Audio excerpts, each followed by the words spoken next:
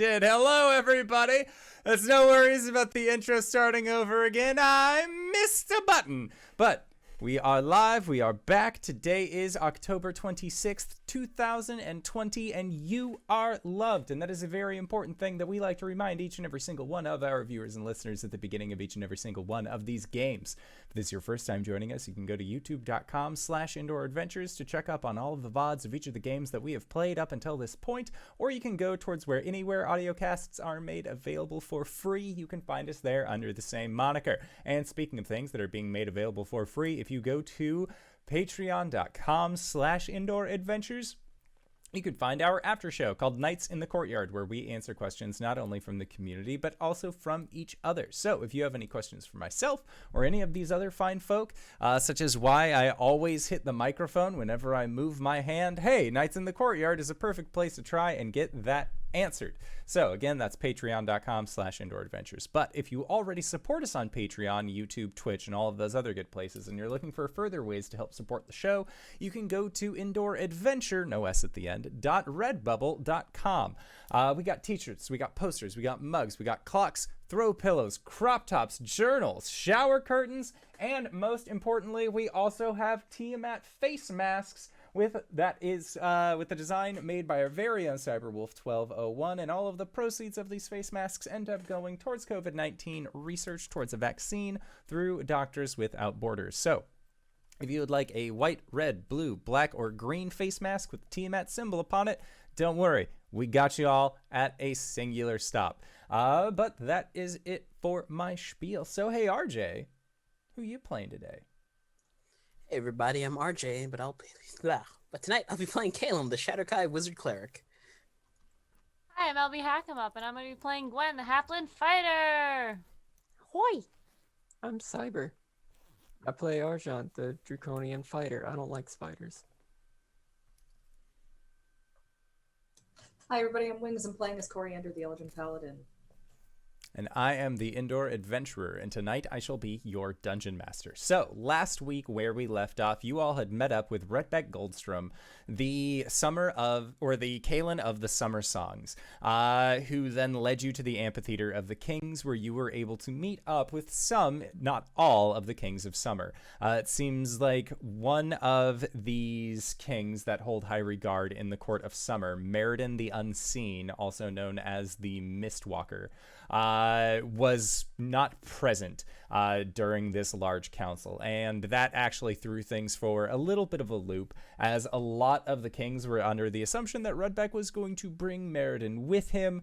That, however, was not the case, and you are all also... Yeah, that was too many A's. Made aware of a large spider-like creature that has taken over a portion of the Summer Isle for herself. This creature named Vanikas, the Navigator of the Deep, also known as the Web Layer. It was at that point that you all headed off with, once again, Rudbeck's help, saying goodbye to Ilni of the Spring Court, deeper into the woods. It was at that point that we had you go through a skill challenge to actually make it through this area unimpeded, and successful you were. In fact, you even summoned your old helpful stag creature, your old Mount Oakenheel, to help you out in this situation, as you guys were continuing to run away from spiders that were seeming to try and lead you in a specific way. It was at this point that you saw that there was like an elven woman up in a tree that was asking for help, and Caelum, being the do-gooder that he was, freed her, grabbed her hand, and then carried her off deeper into the woods where you guys were being led. It was at that point that the spiders actually began to retreat from where you were, and the woman that Caelum had rescued turned into webs as Caelum failed a dexterity saving throw, as you all saw the figure of a humongous spider looming now out of the darkness with a feminine body coming up from the top. And as this creature looks down at you, this feminine face splits at the bottom of the jaw as she begins to talk towards you, exclaiming that she's pleased that you have brought her 2 Caelums to feast upon. And that is where we are going to start tonight's session. So I'd like for everybody to roll initiative.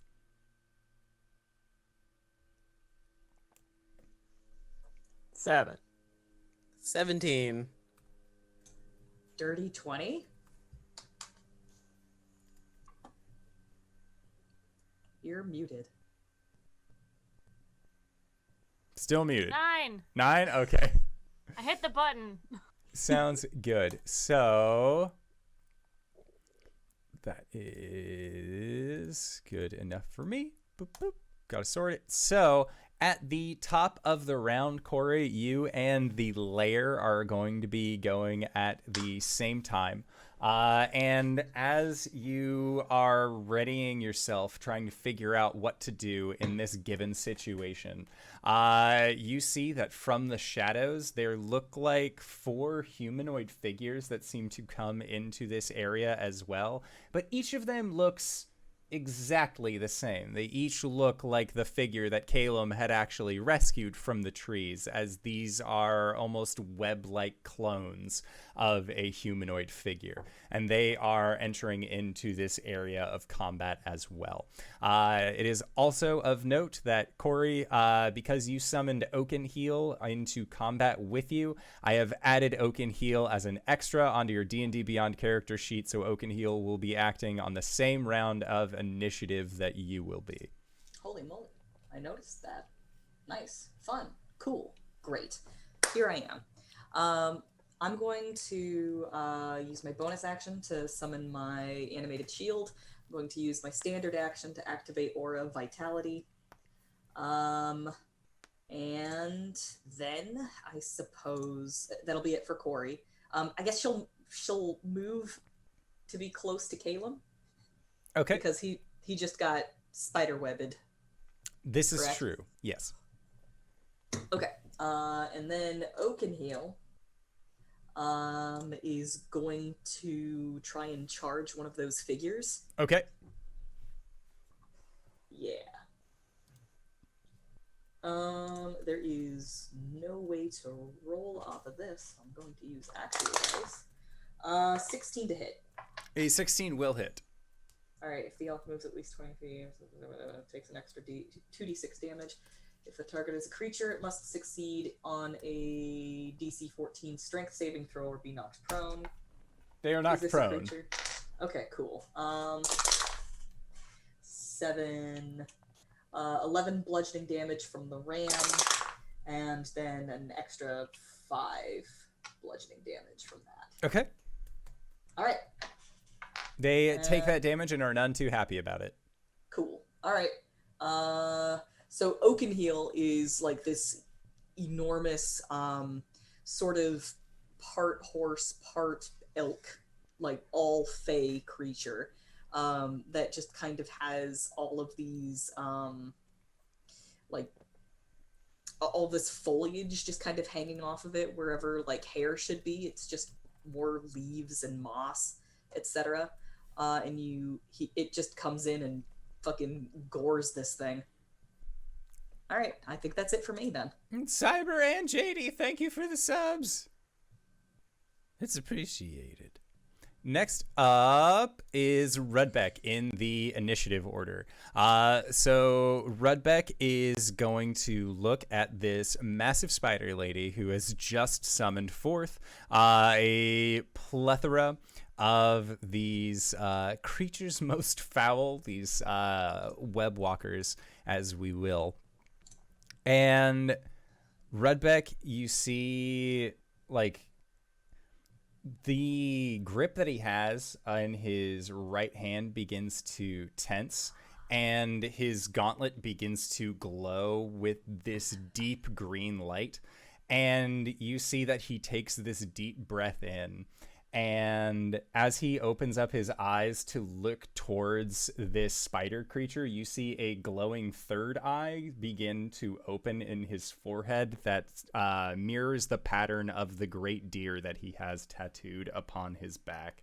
And in a voice that is layered on top of his own with a much deeper, more serious note, he asks the navigator of the deep a simple question. Who gave you the right to make these jungles your own? And as he says that, you begin to hear the groaning of foliage surrounding this creature as he uses two charges from his ring to activate the Wrath of Nature spell. The Wrath of Nature spell specifically with roots and vines. So one creature of his choice that is on the ground in the cube must succeed on a strength save or become restrained at the end of each of Rudbeck's turns. So as long as he keeps this Wrath of Nature up, he is going to try and restrain this big ol' spider mama for you all. That was his action, and as a bonus action, he is going to use I'm gonna say he's just gonna run up to one of these web walkers as well. One of these, like, you know that they are going to explode into spider webs once they are done, but he's still going to maneuver on up to them. And that is all I believe he can do as a bonus action. Yeah, because he doesn't have to do that. He is going to spend a key point and take the dodge action. And you see that he just sort of gets a little bit lower, more of like a feral stance as he does this. So then next up in the initiative order is Caelum. Caelum, you are currently restrained in the webbies. Yeah, this is gonna be a very hefty turn. I cast Steel Wind Strike. Okay. From my spear, so I'll take 5 piercing damage from that. Sure. And how many can I catch? Can I catch 5? You would be able to get 3. Sick. Either way. Natural 20 on the first. Okay. Is that targeting one of the webbies, or is that targeting Big Mama? Big Mama first Okay. and foremost. Sure. Oh my god. 74 force damage. Okay. That was 12d10. Next up is 26 to hit on one of the small ones. Yeah, that'll hit. 28 force damage. Okay. And is that the same one that Oakenheel ran up to? Sure. Okay. So that one also explodes into Webby as it is no longer able to keep form. Oakenheel, I need you to make a strength saving throw. Retro. Okay. Hello. My name is Oakenheel. Ooh, that's not a good... Okay. 6. You are restrained. He doesn't like that. Does a 14 hit? A 14 does hit. Cool. And they take 43 force damage off of that. Okay, that one also explodes into Webby. Great. And that is the one where you end your turn after that one, correct? And the spell, then I can stop anywhere I want. Gotcha. Okay. So I'll stop in front of Big Mama. Sure. Here comes 10 knife attacks. Okay. Does a... God damn it. Hold on. I'm sorry. +8. That's what it is. 10 wouldn't hit. Nope. Sorry, I need to look at the chart real quick. +8, yeah. Does a 18 hit? Nope. Fuck. Does a 16 hit? Nope. No, because it's Yep. 18 doesn't hit. Sorry. That's okay. 23. That'll hit. That's 1. Okay. Does a 24. That's 2. Dirty 20. Dirty 20 hits. 18? 18 still misses. What? Okay. 18, 23 again. Okay. That's 4. I have 2 more. Sorry. That's okay. 9 and 8 is 18, does not hit. Finally, that doesn't hit. So like 5 of them hit. Okay.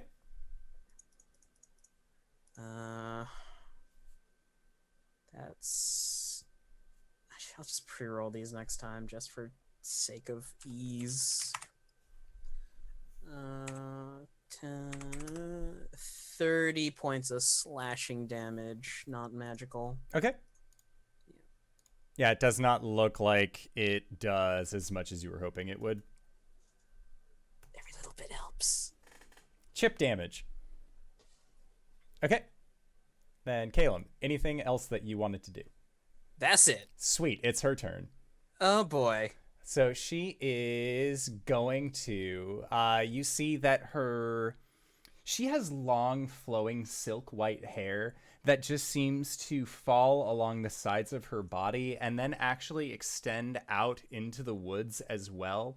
And as she looks down at you and all of these knives that you have floating in front of you, you remember one of the childhood stories that you had been told, warning you about being within her web. As her hair then extends down and then flows underneath you, but also seems to rise up, twisting itself and interweaving itself between each of your floating knives. So Caelum, you and all of your animated objects, as well as Cori, you said that you rushed up next to Big Mama? Yep, so Cori, you are going to make this as well. I need you each to make a dexterity saving throw. Goth Ant, thank you for the raid. Woo! Add 4 to your dex save, Caelum. Oh yay! 19. 19 fails. Yay! Oh God. Well, okay. 10. 10 also fails, and then all them Understandable. knives. Oh motherfucker. Hey, you're the Lol, one get who... fucked. Okay, hold on. Let me just really quickly. What am I trying to hit, just so I can say yay or nay? I'm not telling you. You gotta find Okay. out the hard way with your knives. Well, I have 10 Suffer. chances. Here we go. Sorry, let me just pull up how much dex these mofos have. 18, so it's +4. And they also get additional +4 from your friend You're Cori, gonna Andy. make me fucking... +8. It's the exact same Yeah, thing as their 16. So 16 on the first, no. Nope. 19 is a nope. Yep. Nope. Definite nope. God, 26. 26 One will make knife. it. Yep. 26. 22. 22 succeeds. Okay. I'm guessing it's like 21 or some shit like that. Dirty 20? Dirty 20 fails. Yep, 21. Got it. That's a nope. And this is a yeah, because it's 22. Yep. So 4 knives make it. 6 do not. Okie dokie. So 4 knives are out, and that was their turn. But at the end of their turn, I believe... Oh, it's at the end of Redbeck's turn. They would have succeeded on not being restrained, but it's still going to be happening every turn for a minute. So that is... We are at the top of round 1. So, Caelum, that was your turn. Next up was Vanicus, Navigator of the Deep. And Gwen. Gwen, it is now your turn. I would like to tiny rage, please. Okay. So Gwen's tattoos light up, and as she yells in excitement, spiders. I don't know. Have I been told that either one of my friends likes spiders more? You haven't necessarily, but you know that Cori's girlfriend is from the Underdark, and spiders are kind of a I'm big sorry. deal there. I meant Salamarn or... Oh, yeah, no. Your Goliath spirits have not said one way or the other about their Okay. love or hatred of spiders. Cool. Well, I'm gonna say Gray Skull appears above her, and I'll summon Salamarn next. But I'm going to do 2 attacks with the runt axe. No. And the you are runt axe. You are rushing sun- up to Big Mama, correct? Big Mama. Sweet. Yes. As you rush up, I need you to make a dexterity save. I can do that. You'll have advantage because you're raging in danger stance. Yeah. 19? A 19 fails. As you get about 30 feet away from Vanicus, you find that your feet are stopping in her hair web. Bollocks. Okay. Then, I was told not to light things on fire. And that makes me sad. But I understand. Soulforger is radiant damage, though. See? It says fire damage. Why do I keep thinking? Anyways, it doesn't matter. Yes, don't light things on fire.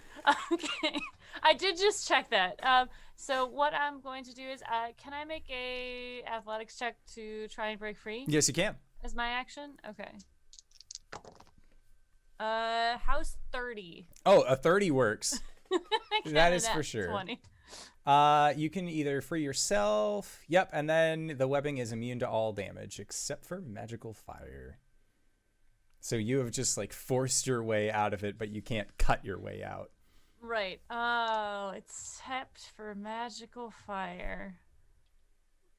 Gwen doesn't know that, Nope. but boy, is Gwen itching at that Sun Forger. That's my action, yes? Yeah. Okay, so that is my turn. Okay. So then next up in the initiative order would be Arjhan, but now that Gwen, you are no longer restrained, but Caelum, 6 of his daggers, and Cori are all caught within the web. You see her hair shimmers with this vibrant green light as she uses all 3 of her legendary actions for her toxic web. So, Caelum, all of those blades, and Cori are each going to be taking some poison damage while you are all restrained. So that is going to be for... Do animated objects take poison damage? I'll double check. They're constructs. It should say in the spell. Nope. Just says they count as creatures. Constitution. Flying, blind sight. Pursuit's original. If you command it. Nope. Don't see anything like that. So everything within those webbies takes 18 poison damage. Oof. Oof. Don't like There that. goes six daggers. All right, and Arjhan, it is now your turn. Arjhan is going to inhale really, really long and exhale, and you're going to see a little bit of frost come out of his breath as he takes aspect of the white dragon. He is going to jump up in the air and just, be hovering and use a charge from Patience to cast Hunter's Mark on the web layer. That's his turn. Okay. Then top of the round with the layer, you see that while you have defeated 2 of these web form individuals, there are still 2 that are up and about, and they are going to raise up a hand, and as they do, you see this spear made out of coalesced webbing appear, and they are then going to direct it towards Ampleforth. Not Ampleforth, it would actually be Rudbeck. as Redback has rushed forward with a patient defense. But the first attack is actually enough to hit Redback. So he takes 4 points of damage. Oofy owie, his bones. And then the second attack is not enough to hit him. So he only takes 4 from these web individuals. But that is all that they can do. So Cori, it is then your turn. Okay. As a bonus action, she's going to use her Aura of Vitality to heal herself. Did you maintain your concentration checks? Oh, you know what? Let me check. I only took damage once. Yeah, it was the poison damage for 18. But no, I didn't. Never mind, I guess. Fuck! I finally prepared it, and now I don't. But okay. I don't get that healing back. And you are currently restrained. I am. You know what I'm gonna do? I'm gonna use that bonus action instead to phase step. Out of these webbings. Just kind of straight up into the air, and I'm gonna bring my sword down on Vanicus. 17 doesn't hit. That is correct. For my second attack, I roll the exact same thing. Okay. That's it for me.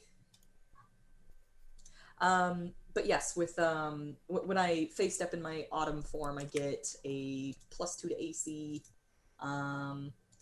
and some temp HP. Which is equal to. It was 10. Thank you. Yep. Very good friend. Done. It was just a set number, but it is now Redbeck's turn, and Redbeck, seeing the webbing on the ground that he does not really want to be a part of, you see the ring glow again just for a moment, and he is actually going to jump. And when he jumps, he jumps. It is he leaps maybe about 30 feet up into the air just from a standing leap. And you see him rear back with his fist. And with 2 precise strikes, you see energy bolts actually shoot out of his fists towards one of these silken individuals. As he is a Way of the Sun Soul monk. Oh, because of course he is. I also just realized I didn't do Oaken Heal, so we should resolve that after him. Yes. So it helps that Oaken Heal is restrained, and they would have to use their action to make a strength check to be unrestrained. So, do you want to do that real quick? I have a question. Does Oaken Heal's being restrained by this web count for that No. poison from earlier? It does not. Okay. Oaken Heal is going to try and escape. With a strength check? Yes. 13. A 13 is not enough. Okay, that's fine. Okay, so Redbeck is able to Sunstrike. Actually, he'd be able to hit with both. So towards one of these bewebbed individuals, and he deals 14 points of radiant damage. And then, as he finishes his arc, as he's getting closer, he'll use a bonus action for a flurry of blows and make 2 more of these energy ball attacks towards the web. And both those attacks will hit for another 15. So this creature actually explodes and does their webby thing, and then he lands on top of them. So he is moving in difficult terrain, but there is no longer a creature there that he has to worry with. And that is the end of Rudbeck's turn. So then the spider has to make a strength save, or be restrained via a Wrath of Nature, and they are going to use a legendary resistance because they do not want that. Okay, So that is Redbeck's turn. Next up, Caelum. Caelum, you are restrained and have significantly less daggers than you entered this fight with. That is fine. I'm going to Blessing of the Raven Queen away from her. Okay. Full send 60 feet back. And I'm going to overcharge Array of Ravens.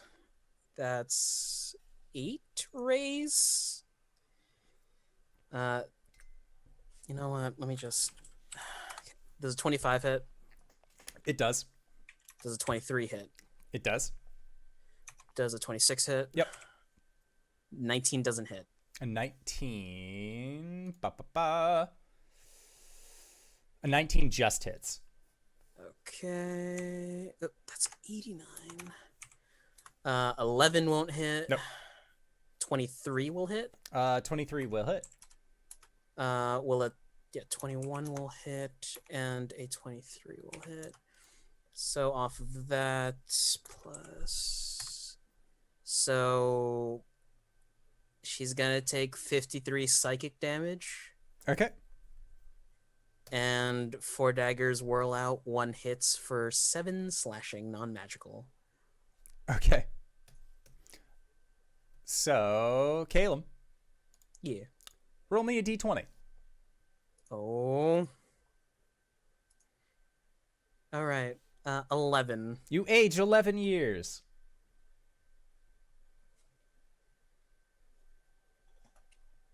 Cool. There you go. So, Sue's 42. there's that. So, Caelum, after your turn, and you have popped back, correct? Yeah. All right. So, Cori, it is just you and Big Mama, who are right in front of each other with all of these other daggers that are there as well. But she seems mighty focused on you. So she is actually going to lean in, and you hear her say, "You haven't even unlocked its power." And she's going to make a bite attack towards you. Oh boy, Cori, that's a natural 20 on the bite. I need you to make a Constitution save. Okay. -10 off the This- damage. Okay. So 37 minus 10, That's not bad. and then Is that make your first? and Is then it piercing? it is. Okay. I Minus reduced that 3. by 3. Okay, cool. And what is your Constitution save? 12. Okay, cool. Well, there goes my temporary hit points. And then you take 27 points of poison damage. Okay. And then she's going to make 2 more attacks with her claws, Okay. as she has just taken a large bite at you. But I don't believe that a 16 hits, but a modified 30 will. Okay, so that is going to be for 21 points of slashing damage. Okay. Or wait, you know what? You're still in the webs, right? Nope, 'Cause you were- I teleported out Right, of them. right. Okay, cool. Because otherwise she would have had advantage against you. That's fine. Good play. Good play. So that is what she was planning on doing. After which she is done with her turn. That is the end for the spider lady. Next up, hey, it's Gwen. Gwen's gonna say, "Hey yo, bitch! I've heard of Goliath spiders, but let me show you a real one." How far away is she from me? 10 feet? Yes, she is. She would actually be 30 feet away from where you are because you got right to the edge of her nasty hair. Bitch. Oh, So, actually, the spider bitch is Loth. So to get within 15 feet of her, could I move through this webbing, or Yes, if I it touch is. it again? It is difficult terrain. Okay. I'm going to use my movement. which is 35 to get within 15 feet of her. Okay. And then I'm gonna use my bonus action to manifest Salamarn on top of her. And I'm going to take my 2 attacks Okay. through Salamarn. Sure.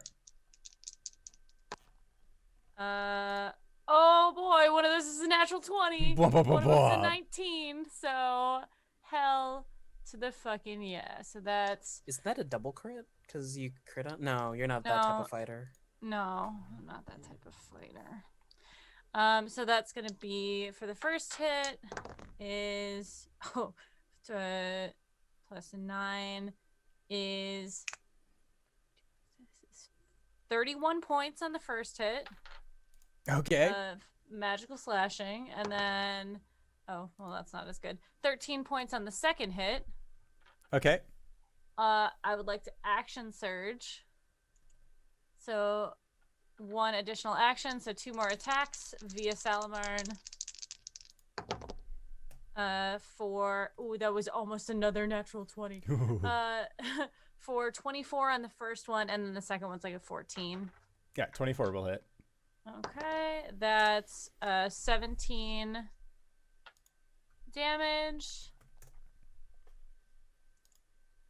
And then I'm going to, because for funsies, I'll unleash Incarnation. Oh, you know what? No, that's fine. I'll unleash Incarnation, and you do another attack from Salamarn's position. Okay. That's a natural 1, but I'm lucky. Does a no? So no, that one doesn't hit. Okay. And then Gwen's gonna look at her and just give her the finger, and do like. Sounds good. As a legendary action, she is going to swat you. That's fine. I want her attention on me. Can you tell? That's a 31 to hit Yep. for 11 points of slashing damage. Okay. No poison. Nope. Okay, cool. Gwen is very hype. Okay. Both of her, she has an echo out, and then Grayskull's on top of her, and they're all yelling and the glory of battle. Yes. Arjhan, it is your turn.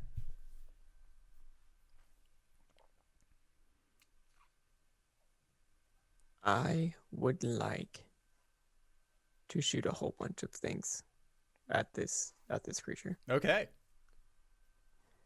For my first attack, 30. Okay. A 30 hits. And I'll just do these one at a time because I feel like I want to take a long time for this. Any resistance between force and cold damage. Let me check. Nope. Okay. You're good on both. 18 points of damage for the first attack. Okay. An 18 does not hit. It does not. A 20 does not hit. A 20 does hit. 20 does hit. Yeah.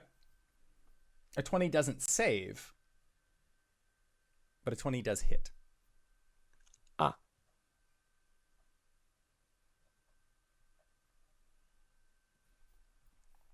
14 points of damage. Okay. Action surge. Sure. 15 misses. Natural 20 crits. Yes, I do. And you roll double your Hunter's Mark dice on that as well. Hunter's Mark and Dragon Aspect. Yeah.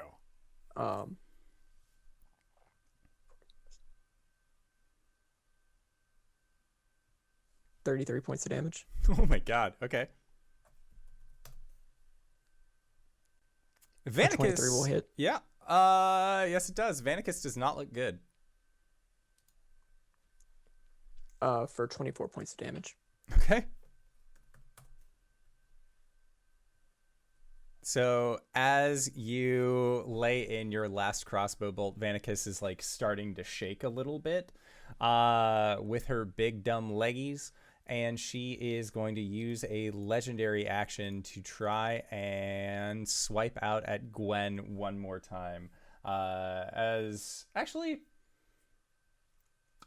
She would try and swipe out towards Cori, as Cori is a Caelum of Vanicus's court.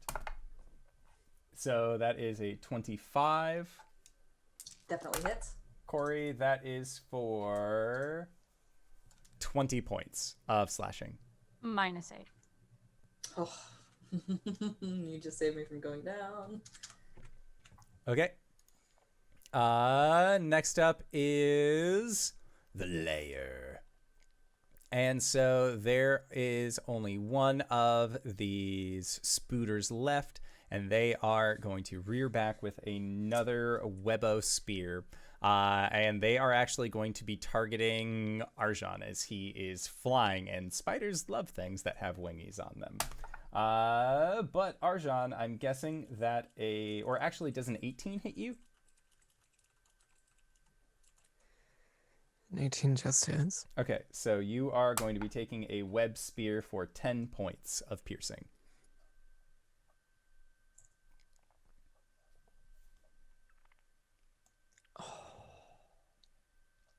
Your Hunter's Mark fails. Oh no!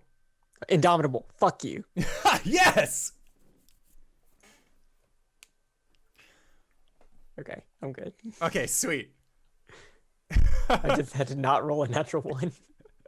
All right, and Cori, it's your turn. Okay. Oof. She's taken a lot of punishment in the last round. She is going to lay on hands for 65 hit points. Seems good. Get to clicking. She does technically still have a bonus action, but I think she's good. She's just gonna hold on to it. Okay. And see what happens. She just kind of looks over at Gwen, gives her a grateful look because Gwen has literally saved her from going down just now. And she puts a hand on herself and stands back up as like the poison that's been coursing through her veins recedes. And she stands against Vanicus. And then Oakenheel is going to try and escape. He is not going to escape, and that's my turn.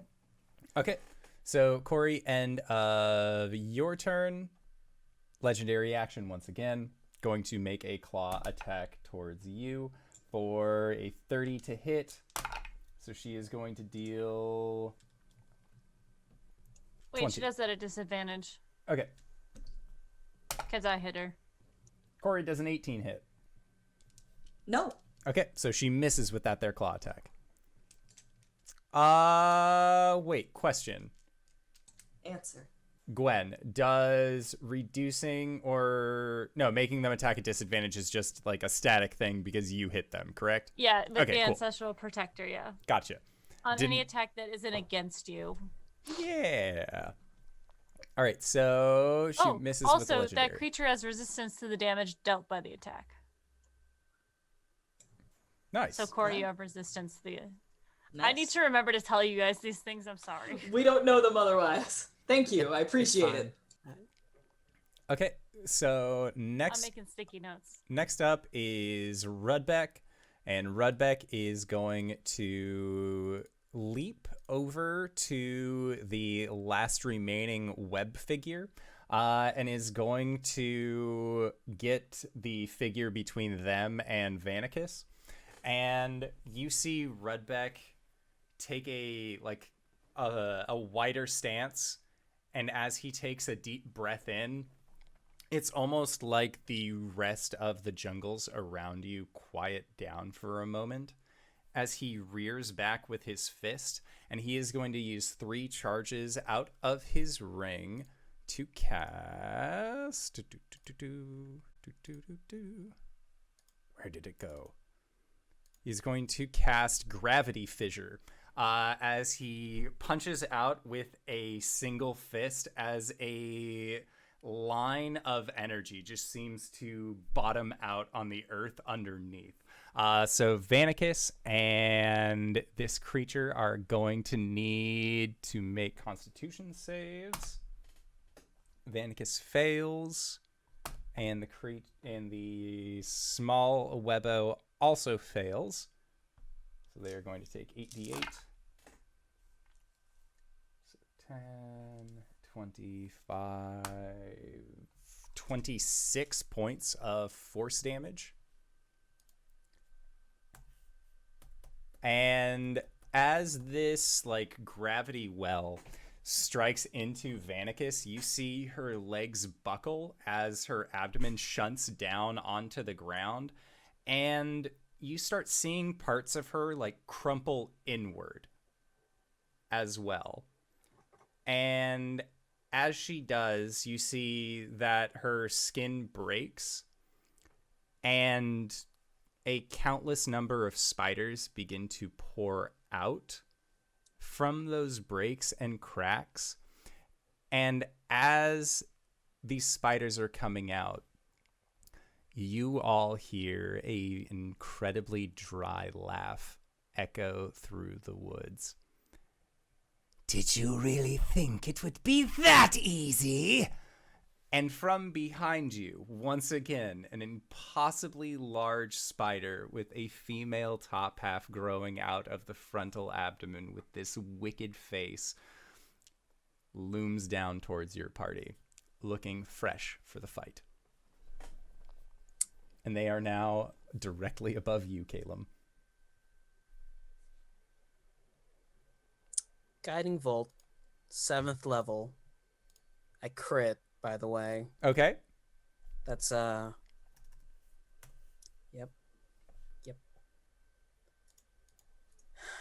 70 points of lightning damage. Okay. And as you blast her with this lightning damage, you see that she is like a white spider this time around versus like that dark umbral blackness that she had on before. But as your guiding bolt hits against it, you see that the white actually falls off in layers. And it seems like she's actually using her own mystic hair to keep herself safe against you guys in this fight. She nasty.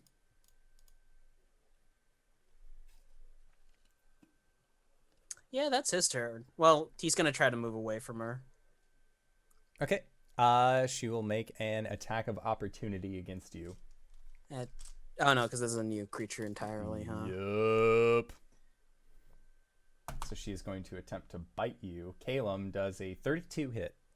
Yeah, it does. All right, cool. Just wanted to make sure. So her bite, as you try and exit from her, I need you to make a Constitution save.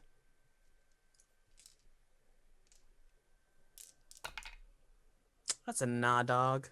All right, so first off in the fight, you are going to be taking 24 points of piercing damage. Woof. Give me 1 second, because I think that hits the parameter I set for my contingency spell. Yep. False life activates. Okay. So I get 20 and 28 temp hit points. Yeah. Cool. You are then going to be taking 30 points of poison. Yep. Still up. Okay. So that was during your turn as you tried to maneuver out of the way. So then it is her turn. And with Arjhan in the air above her, Caelum beneath, Rudbeck beneath, and as well as Oakenheel, she is going to use her web of hair. So I need everyone who was just mentioned to make a dexterity saving throw. That's a no, dog.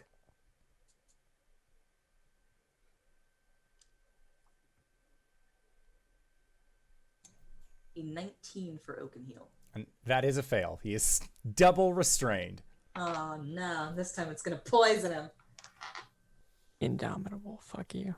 Okay. 22. A 22 succeeds. You are not restrained, Arjhan. Yeah, I don't think there's a way for me to actually pass the save. No. Unless Cori was like right there. Yeah. Even then, it's like a 5% chance. Yep. Next up, Gwen. Gwen, you thought that you had just defeated this large spidery beast who instead reappeared behind you. Caelum blasted them with the guiding bolt, and now you have a large glowing spider vomiting webs on people, trying to keep them restrained. You could hit her for advantage. Fucking gross. How far away is my ancestral protector? Your ancestral protector, because you put it on, or you placed Where it above where she was, she would be about 40 feet back. Okay.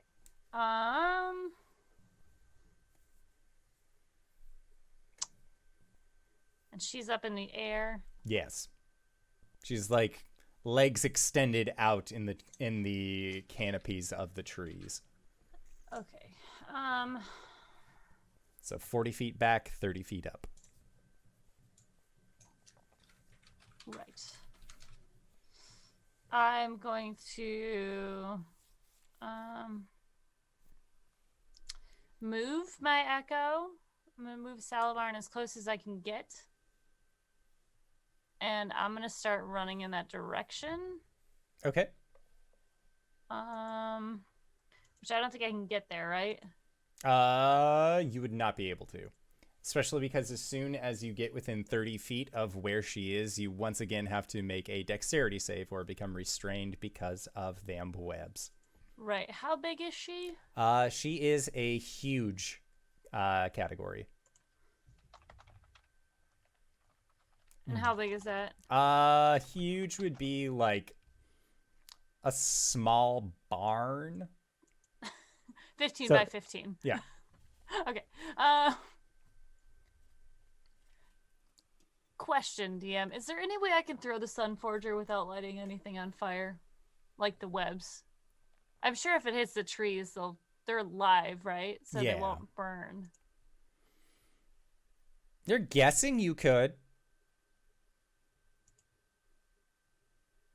Fuck it! I'm raging. Let's go. I'm going to throw the Sun Forger at her and make it explode. Okay. So I need her to make a dex save, please. A dex save. She got a 17.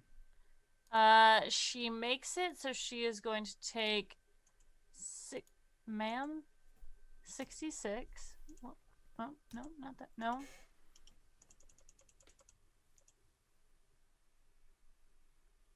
That's going to be 24 fire damage. Okay. She succeeded, so she takes half. Yes. Stop doing that. Okay. Just want to make sure there's nothing else I missed because I do these things. It's a 20-foot radius sphere. Okay, and it will burn away the majority of the webs that are near her. The web that was in the air that Arjhan that Arjhan was kind of like able to wiggle worm his way out of have all dispersed, so he is able to move freely. But you were not able to get a lot of the webs at the ground layer, so you've once again kind of freed up a path towards this creature. And is the webbing that she lit on fire, is it continuing to burn? It looks like it burns quickly, but the webbing is actually too thick for a lot of these magical flames to continue burning.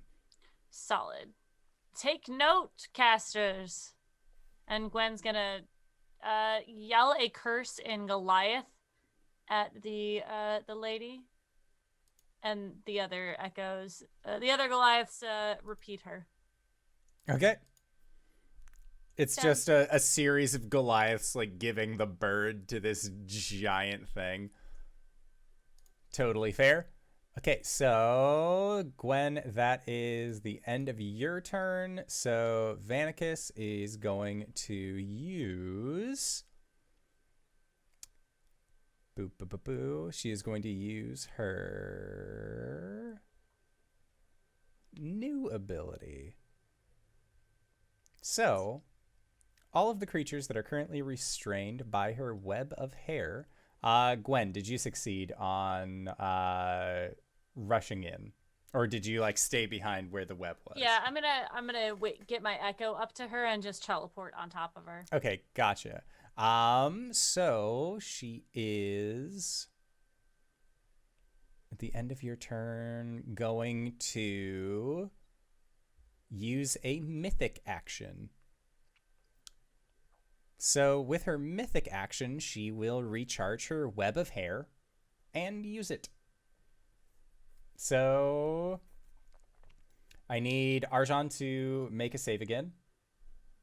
As well as Gwen, I need you to make a save.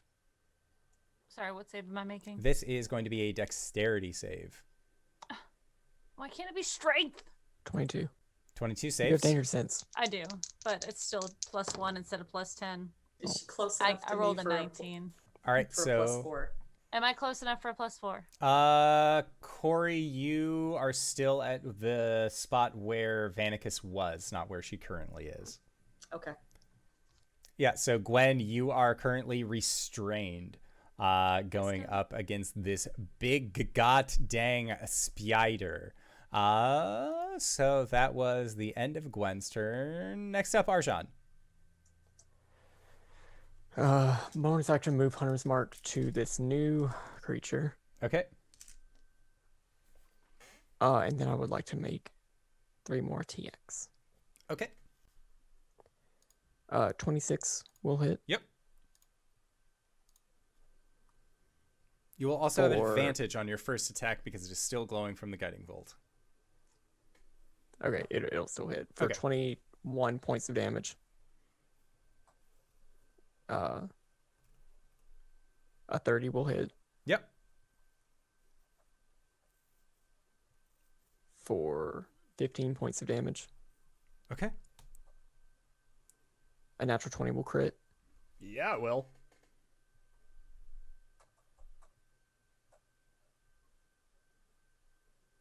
For 27 points of damage.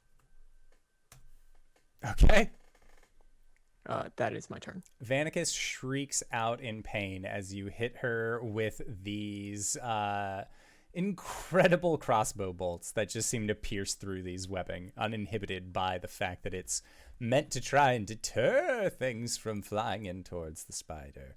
But Arjhan, at the end of her turn, or at the end of your turn, she's going to use her last legendary action to make a claw attack towards Gwen.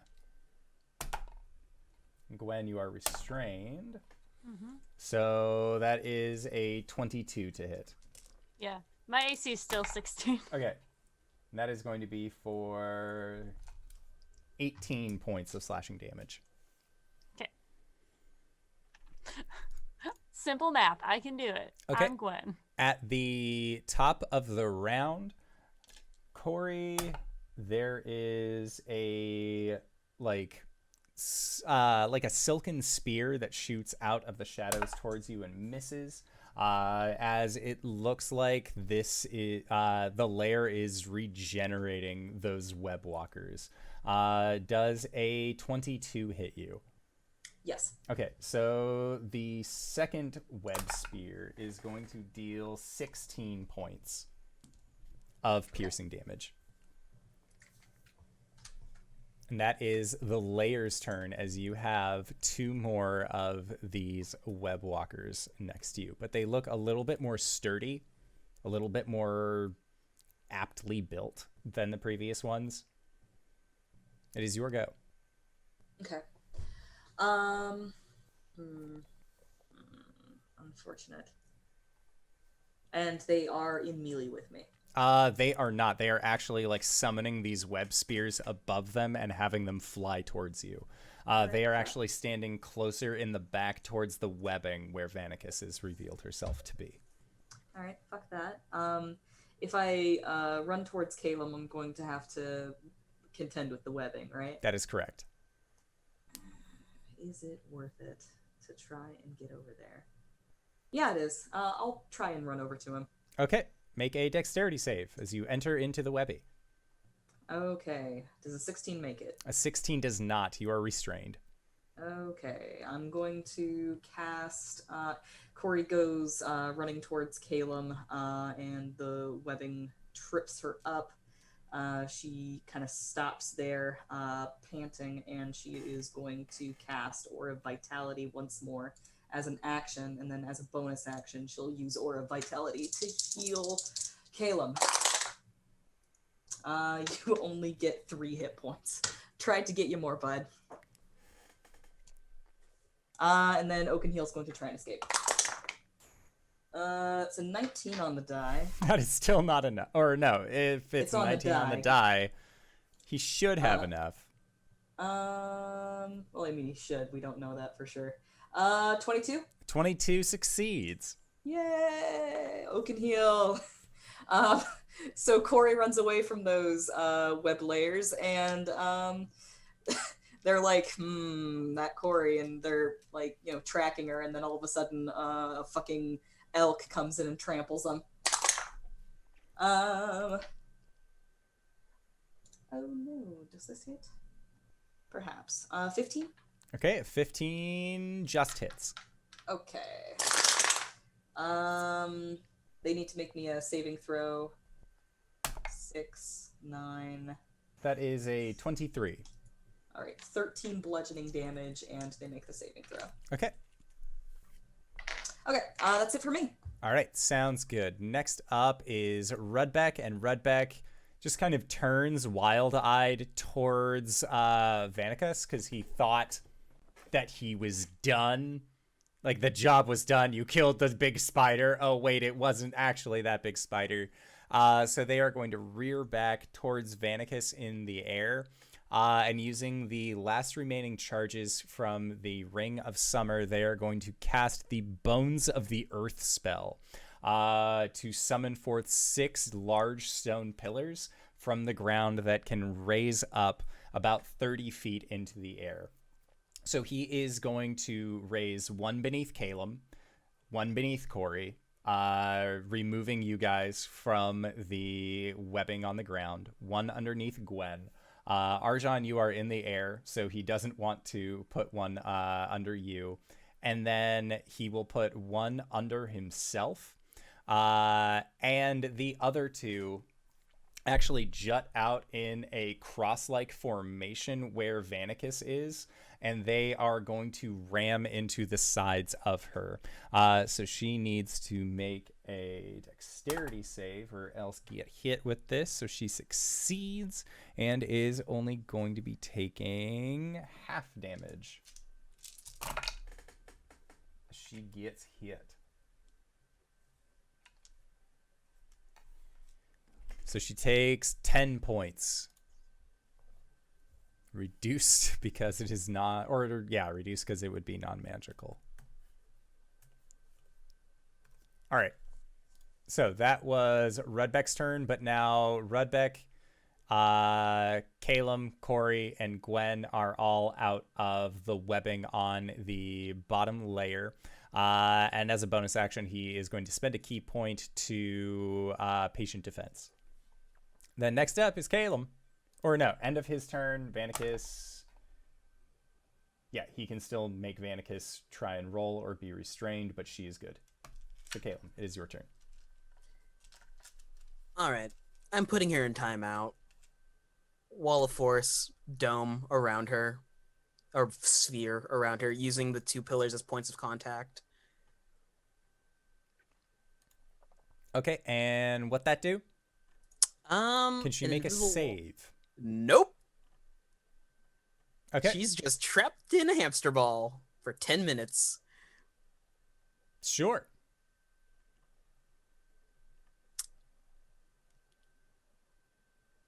Okay, It's an impenetrable wall of force, so she can't get out of it sounds good. until the time ends. Her lair actions are probably still going to go off. Yeah, but, she can't bite and claw at us. That helps. Okay, so Let's figure something out in that time. next up is Vanicus's turn. And creatures that are still restrained by her would be... Boo, boo, boo.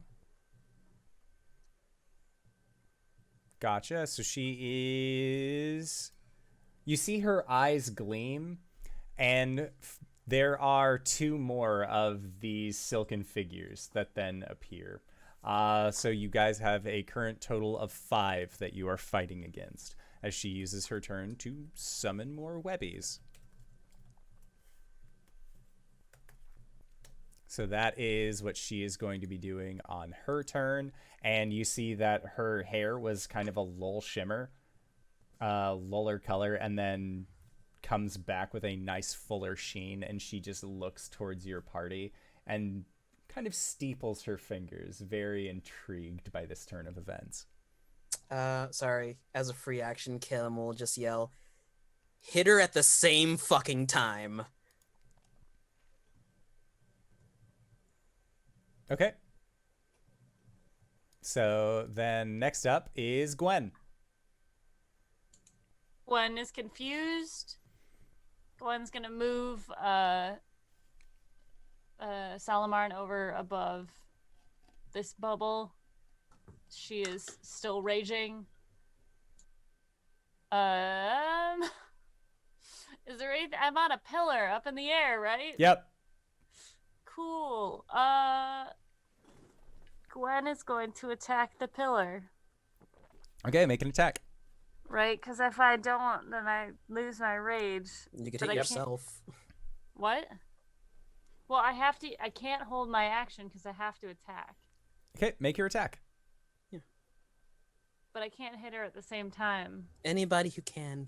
Just do what you can. You messed up my plan, sir. I'm probably going to destroy this stupid pillar beneath me. Just hit yourself. Do what the Kefris do. Not Kefris! Does a 16 hit the pillar? Yes, it do. Okay, great. These things have like 5 HP. 15 damage. The pillar looks like it could crumble at any moment, but it is still up. Gwen yells at Caelum, "Let me at her!" Arjhan, Caelum has just put the spider in a bubble. Essentially, a large plastic cup and a piece of paper have been used to trap her. Any warning at when you're gonna make that drop, or I'll say now. should we take care of the other things first? No, they keep regenerating. Just Okay, I will ready my attack Okay, for whenever the bubble pops. sweet. It is the layer's turn. Caelum, you are going to have a multitude of these spears coming your way. Yep. All right, so first web spear is a 28 to hit. Yep. That is going to be for 9 points of damage. Make a con Oh, save. sure, they do like 3 when Rubek is getting hit. Thankfully I make this at advantage. 16's a good. Okay, second one is also, that one is a 28. Yep. For a total of 9 points piercing. Mm-hmm. Third spear is a 26. 20. Yep, that hits. Okay, for 12 points of piercing. Jeez. Fourth spear is a 24 to hit. That works. Yep. Okay, that is going to be for 6 points. And fifth spear is an 18 to hit. I will shield that one. Okay. I'm at 6. Do you want me to heal you, or do you want me to hold an action to attack? Just hold an action to kill this thing, please. Okay. I'm so tired all the time. Everybody does have potions. Okay. Cori, it is your turn. Okay.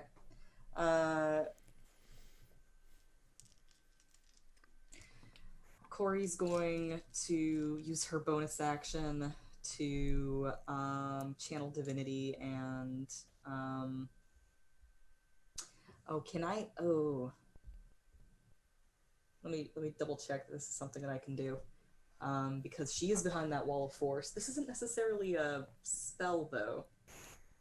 Use your channel divinity to choose a creature within 10 feet to gain advantage. Okay, well, I do that. I'm gonna put my vow of enmity on her. And it's within how many feet? 10 feet. Okay, you would have to get close to her. I'd like to get Also, close to her. Just for reference, the wall of force actually counts as cover, so you can't actually target her. Okay, then I heal you. Or a vitality. 5 hit points. I prepare an attack. I get within range and prepare an attack. Okay, Redback is also going to prepare an attack. Oakenheel is going to attack a web layer. Oakenheel is currently restrained. Is he? Or Yeah. no, Fuck, he's it's- fine. Yeah, because he got restrained from the other, from the second layer of web. Did something else die? No, she vomited all of her webs at the end of Gwen's turn. Okay, how did he attack last turn? Has he been restrained since then? Yeah. He got out, actioned. moved, and then Sorry, was okay. immediately restrained. It's all right. Okay, so that was Redback's turn. Caelum. Yep. Free action. I am dropping the ball. Sweet. I need you all to make dexterity saving throws. It's fine. Is Cori by me? Yep. 21. All of us? 21 saves. Yep. 18. Fails. Caelum. 22. 22 succeeds.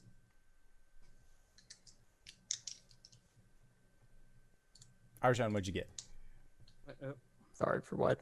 For a dexterity Save. save. As Caelum drops the sphere, she was also holding an action. 13.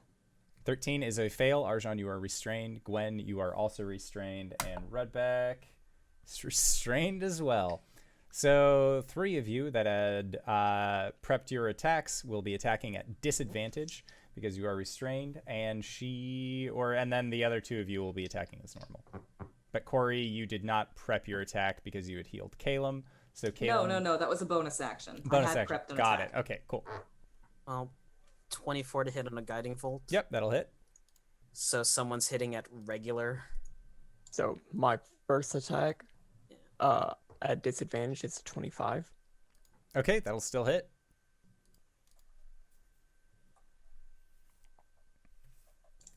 Cori, want to take that advantage? What? Which advantage from where? I hit with the guiding bolt, so she takes 34 lightning. Gotcha. Okay. Sure, I'll take the advantage. 15 to hit. 15 misses. Second attack. 12 Go points ahead. of damage for my first attack. Okay. Let's do one person at once. So Arjhan, Yeah. yours? 22. 22 hits.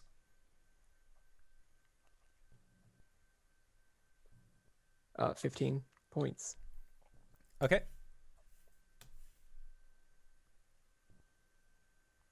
You dodged a crit.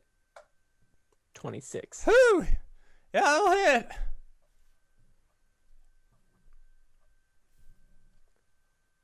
Uh, 15 points of damage. Okay. And then Cori, you hit once. And then Or rather, I swung and I miss. okay. It was an advantage. Here's the second one that I think actually does hit. It's a 26. Okay. So 26 will hit. All right. First time I've hit this entire fight. 11 slashing damage, and here comes a smite. Second level.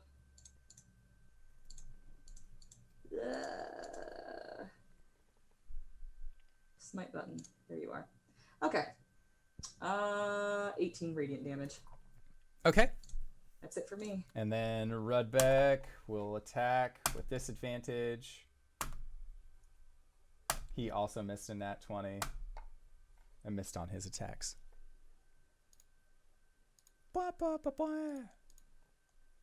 Okay, so Caelum, that was your turn.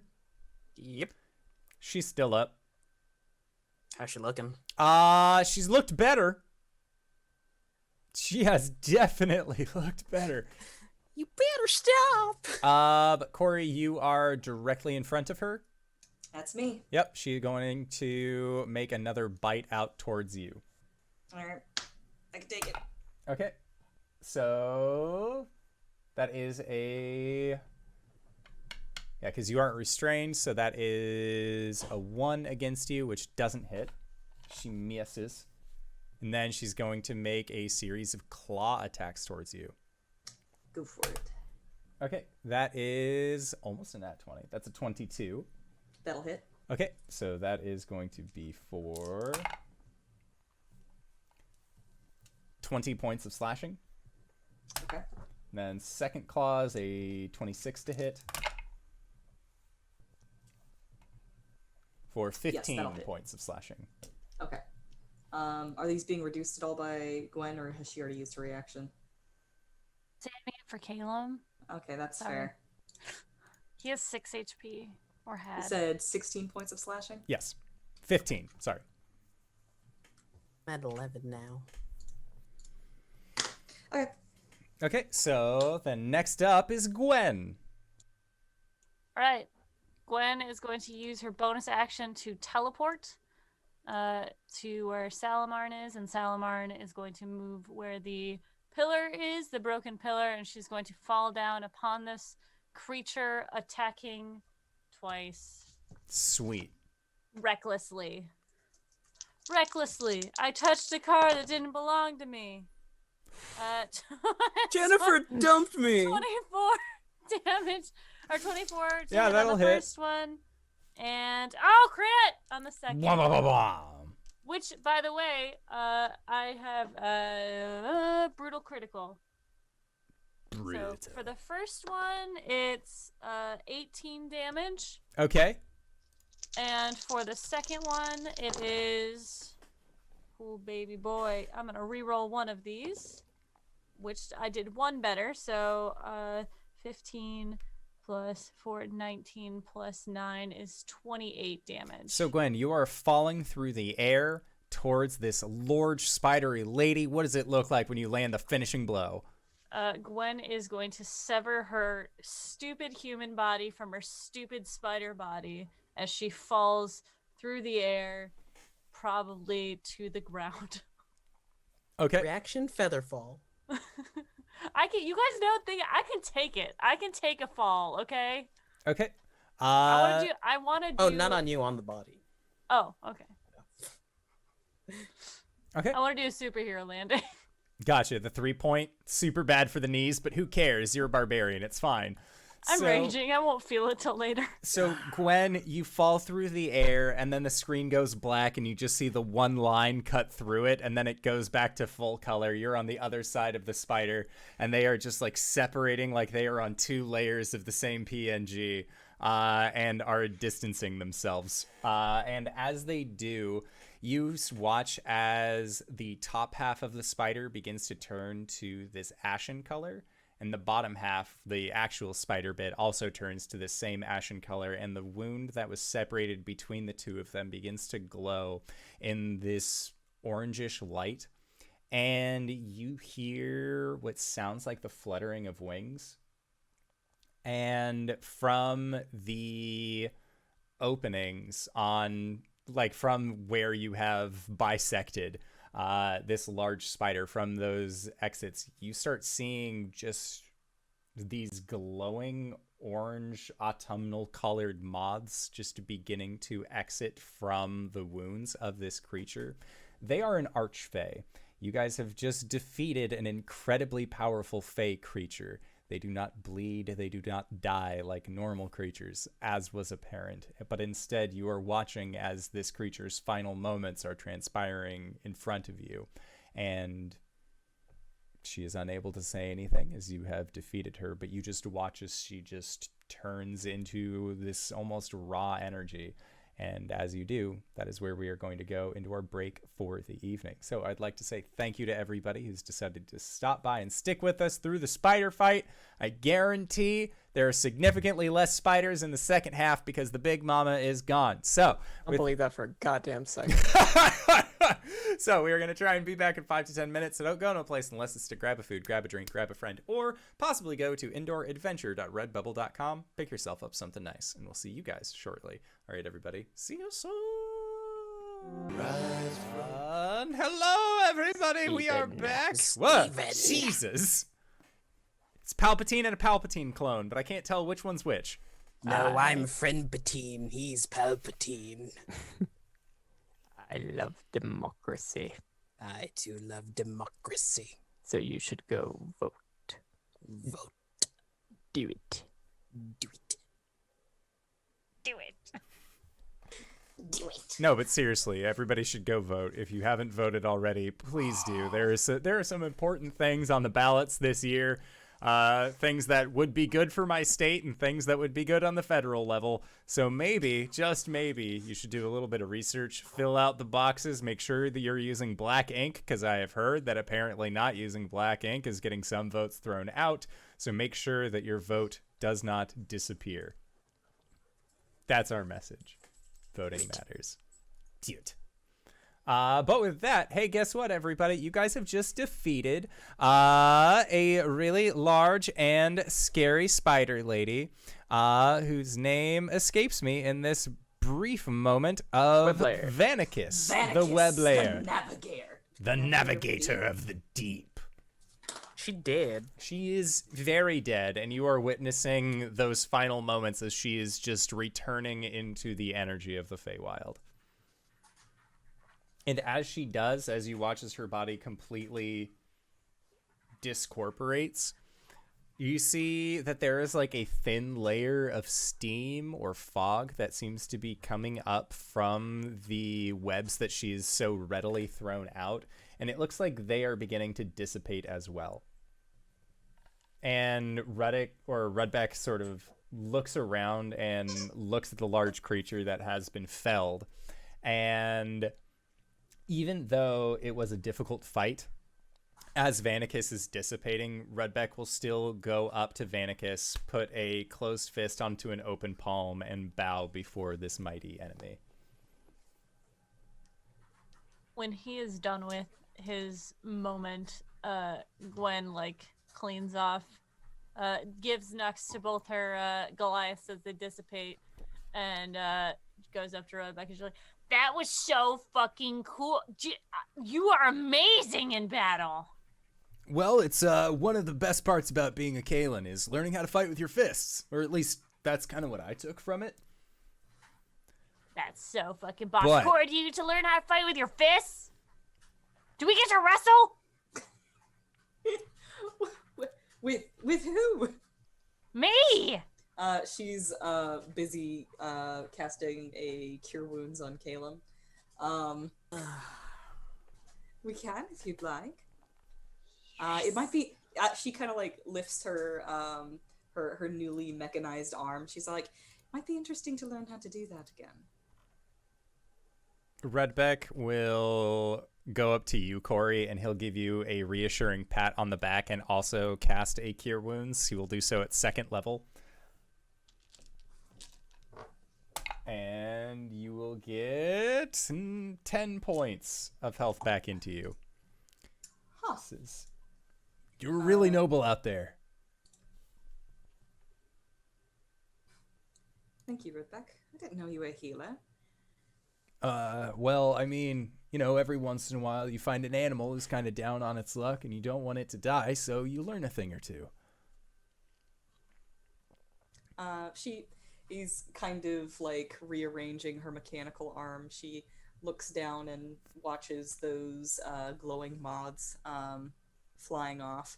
And I think that there's just a moment where she sits and contemplates. And Rudbeck says, Valaris would have been proud to watch you fight today.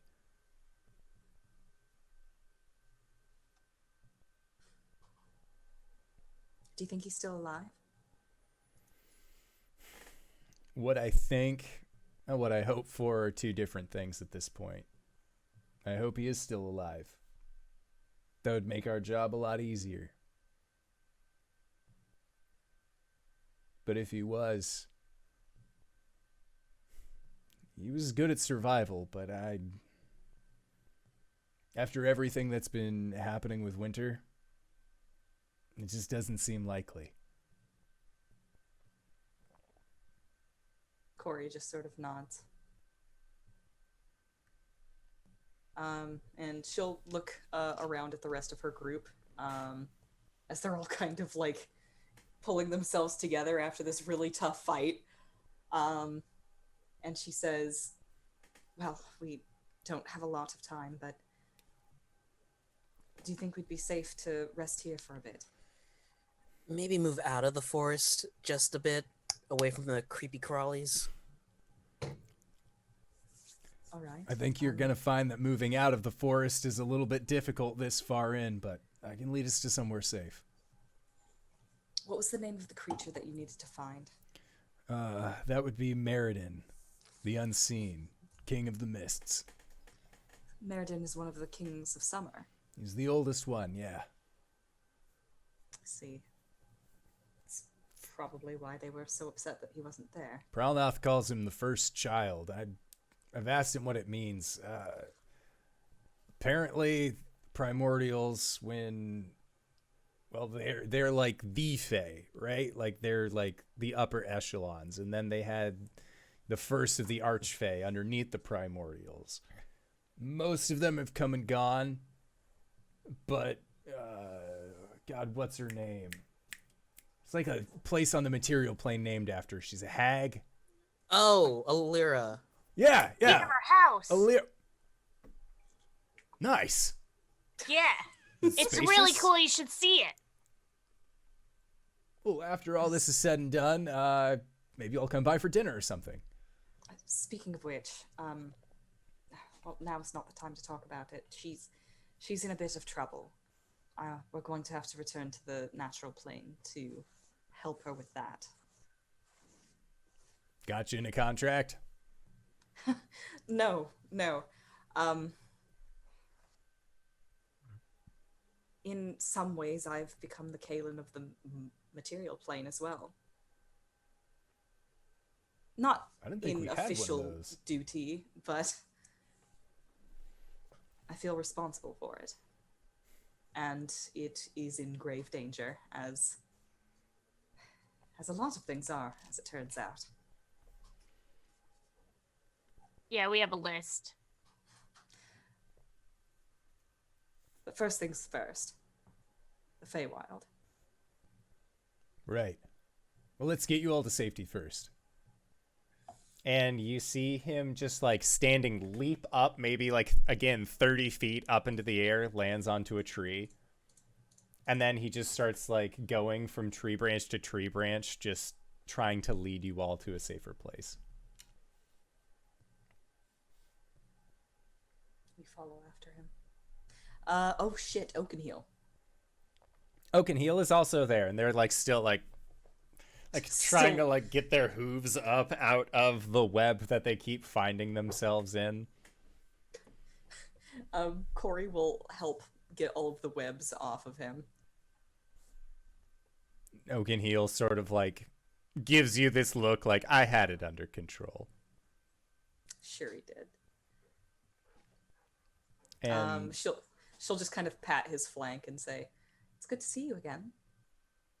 And Oakenheel gives you like, because you guys kind of communicate via the longing looks of the horse girl as you have described indeed. it. Of course. So Oakenheel looks towards you, and you can see that there is he doesn't want to say it. He's a very proud beast, but he gives you a thanks. She'll butt his head with hers briefly. A little rougher than needed. Oh yeah, no, it is definitely not like the close like forehead against forehead. Like he goes to headbutt you. Like it is very much you're like, nah. It's a Essentially. tentative. It is a tenuous headbutt. Things are a little rough between us. It's fine. You're working on it. Gwen leans over to Caelum. Has the horse always looked like that? Different moose. Elk. Different. Didn't she have two? Yeah, this is Oakenheel. The other one was Ambleforth. Right, but they both look like horses, right? No, they've always been elk. See, it's really difficult when you have to look up at everything. I forget things. He will take a knee next to Gwen and pat her shoulders. It's okay. I understand you see the world in crotches. Yeah. It's kind of nice, though. You always know what you're getting into, if you know what I mean. No, I don't. Have you ever slept with a woman, Caelum? We've been over this. No, I have not. Okay. So if you're looking to get a girlfriend, let me give you a few tips. And as you they go- begin, as you begin giving these tips, camera shifts ever so slightly. Arjhan, what are you doing?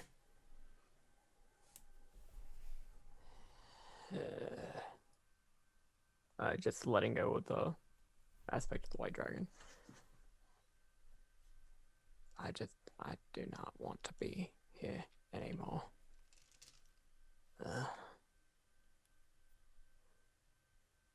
Nah. And just like follows after Rudbeck. Okay. And you guys are able to follow after Rudbeck for... He probably leads you for another 20, 30 minutes or so. Out of the... It's out of the range of these webs, not fully yet. Like, the canopy is still dark. The woods still seem a little quiet, but you can start hearing the sounds of birds and other creatures. And at a certain point, Rudbeck exclaims in joy as he starts seeing his Chewinga friends, as they are back and readily available for him to just kind of toddler carry. It is at that point that he is able to kind of lead you into a recessed clearing. There is a slight bit of a overarching knoll, or not knoll, knell. Knoll is a hyena creature and not a mossy little overgrowth that then goes down near a nice flowing river. And it is, again, just this very reclusive place away from a lot of the would-be dangers of summer. And Rudbeck will go up to Arjhan, and he will give you a compliment as your fighting skills as well. I know that we have different methodologies in fighting. I'm a little bit more up close, and from what I could tell, you were just... What was that? It was like what Diantha has. You were just like firing at people from up above. It was awesome. Thank you, I guess. Don't mention it. And he like gives you a reassuring pat on the shoulder. And then he is going to dismiss himself to try and find your group some food.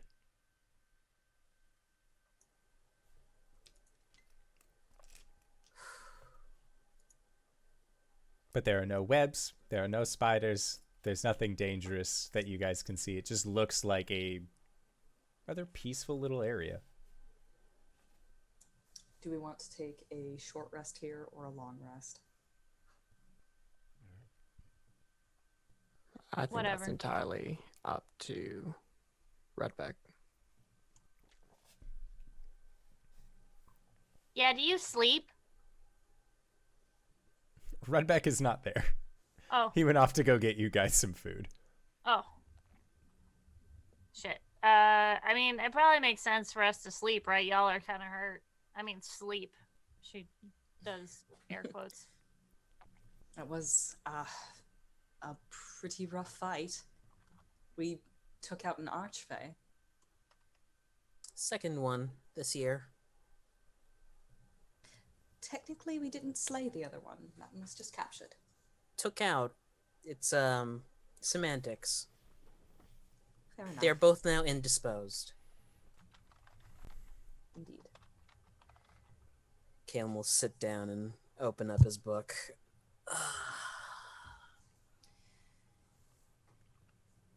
Fighting Cyprus is going to be just as bad, if not worse.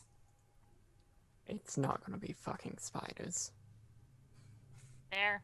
It'll just be cold. But I'll be able to blow up things more. And she, like, summons the Sunforger back to her hand, placing it on her belt. Hey, Arjhan, how'd you do that? You did something with not fire. Yeah, I mean, yeah. I figured we would need more than just my acid or my fiery stuff, so I've been meditating on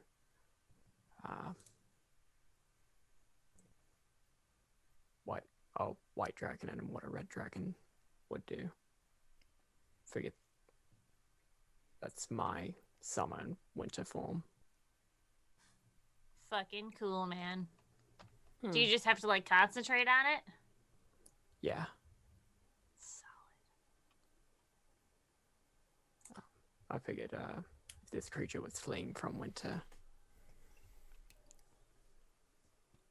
it may be good for us if she couldn't fully escape from it.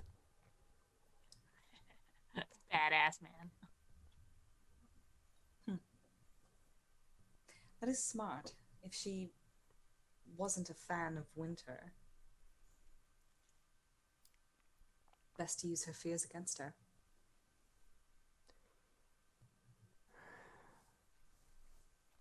Yeah.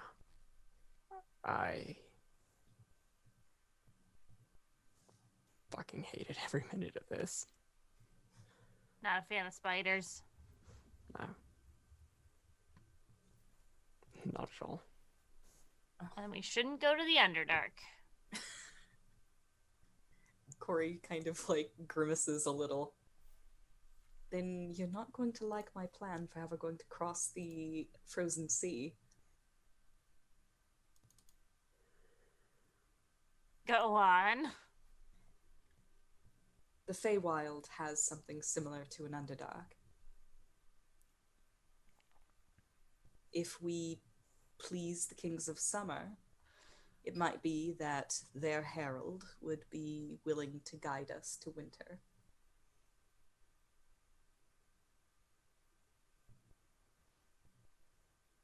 There's less spiders, but I can't promise that it will be a zero number.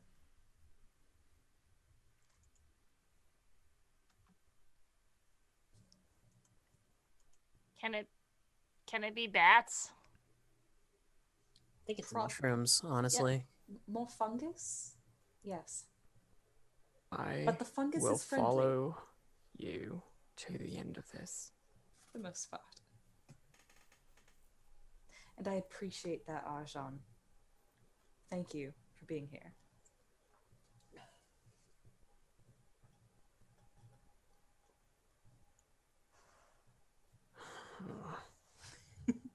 Do you want to meditate, bud?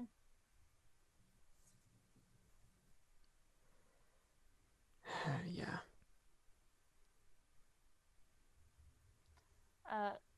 Hey, is it like a really bad idea for me to play my flute right now? It should be fine if Rudbeck isn't too far away. Alright, cool. The Chewingas are around us too, right? Yeah, they're just kind of hanging.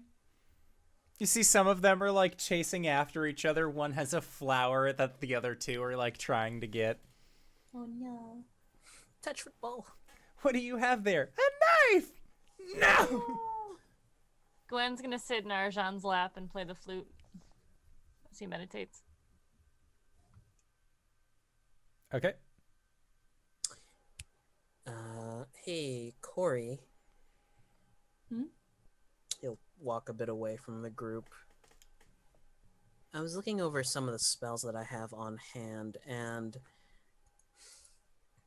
so the spell Tensor's Transformation, specifically speaking, it says to flip over to it and then read the arcane signals and sigils in Draconic. Channel one's magic within themselves. I was wondering if instead I edited magic to the true name of fire, would that mean I would be able to channel the true essence of fire, or would I self-immolate? Do I know? Make an Arcana check, Cori. You've been pretty good about these since getting into the Feywild, so what's the worst Can I that can assist happen? her with the... Or is I this would going to be like- just straight? I'd like the assist. If I can have it. You can try. Okay, a 14. Cori, you are not certain. This is either going to be the Human Torch from Marvel Comics or the Human Torch from the Venture Bros, where you are on fire and you can feel every moment of it. You are not sure which one of the two this will be.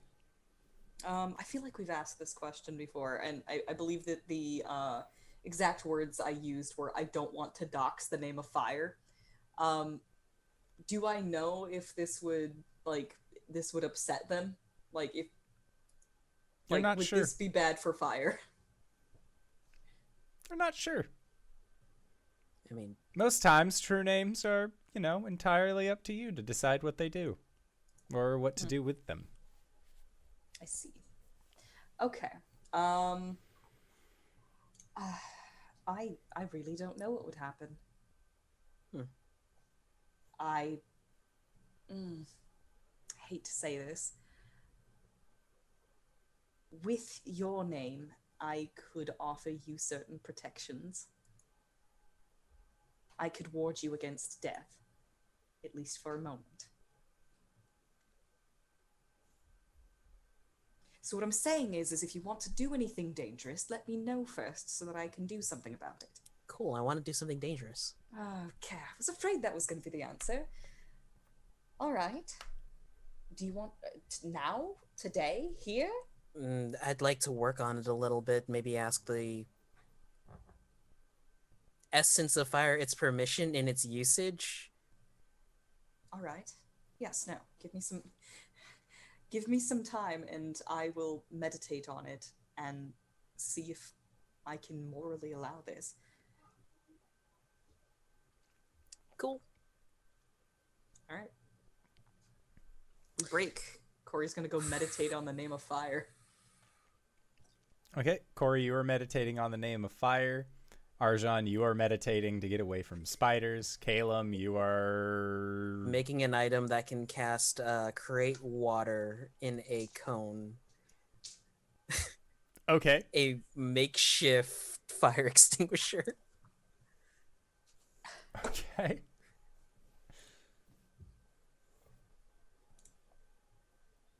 Arjhan? Can I pray to Tiamat? Yes, you can. Make a religion check.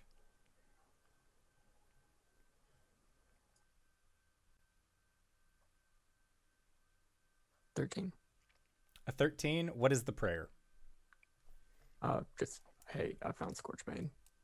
Scorchbane's alive and in the Feywild. What do I do? Do I do anything? They do not give you any inherent instructions, but they thank you for letting them know where this individual has traveled. I will try not to get them killed. Okay.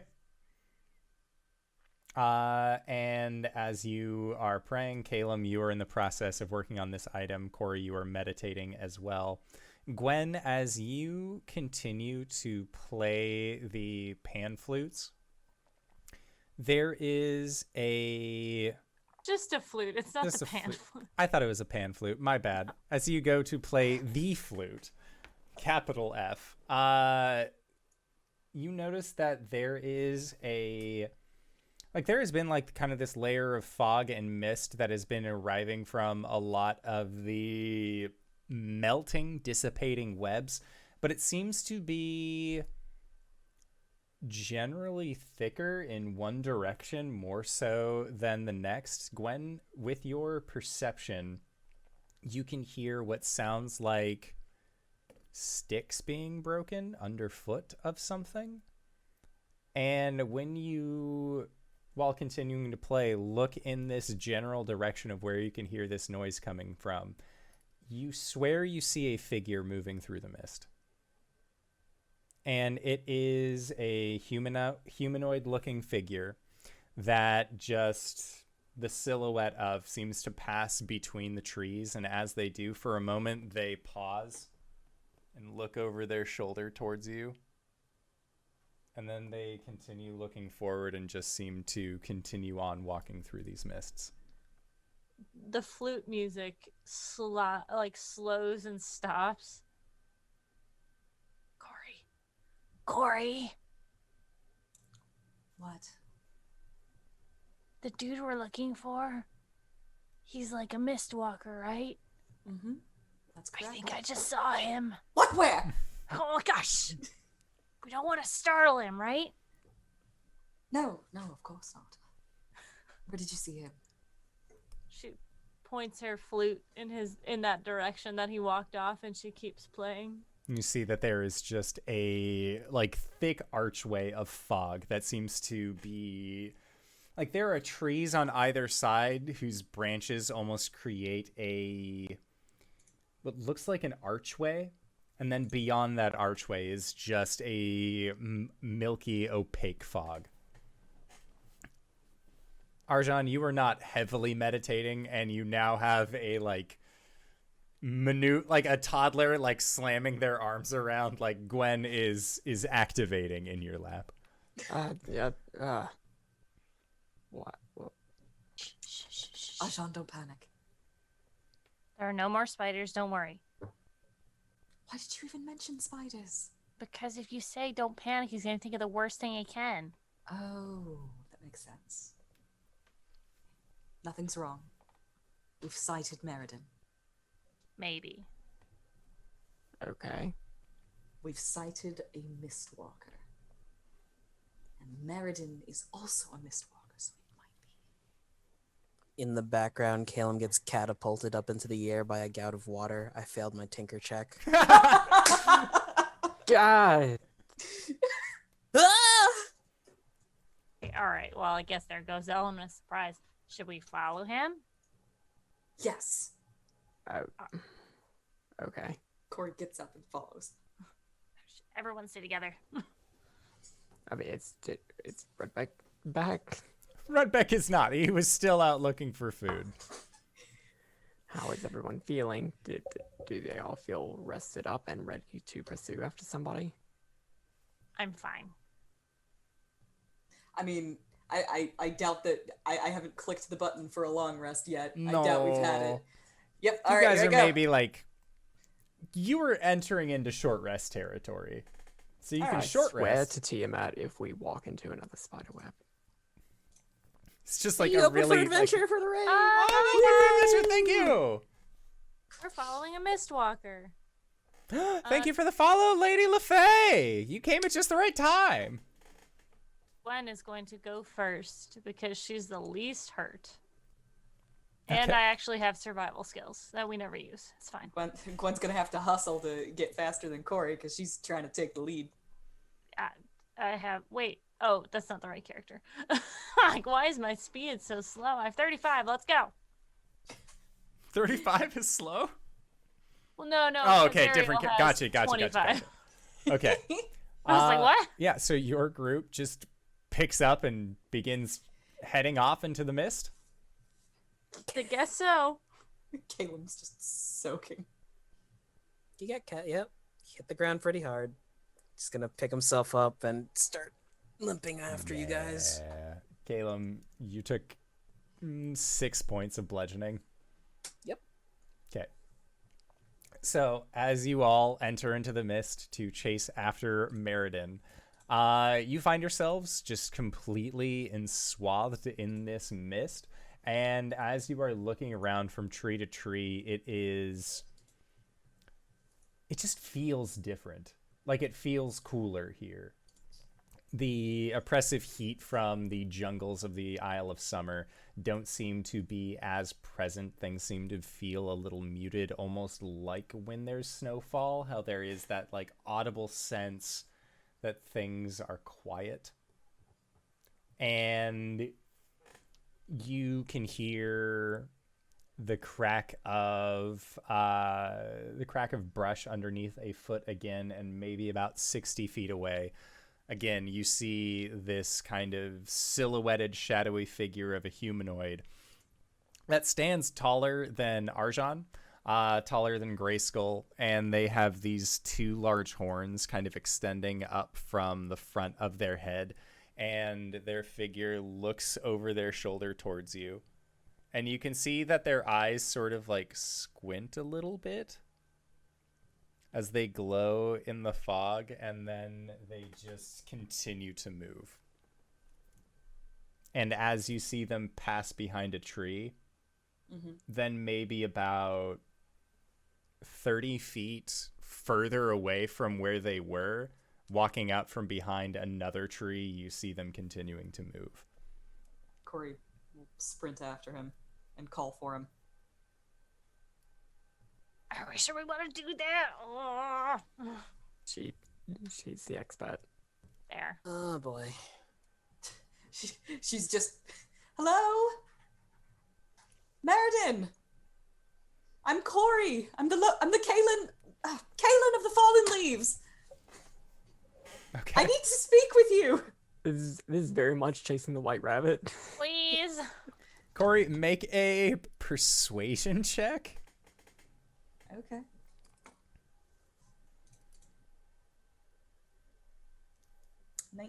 Okay. So with a 19, you are yelling at them, "I'm the Caelum of the Fallen Leaves. Please wait. We have to talk to you." And as your group is rushing forward trying to find them, there is a break in the fog.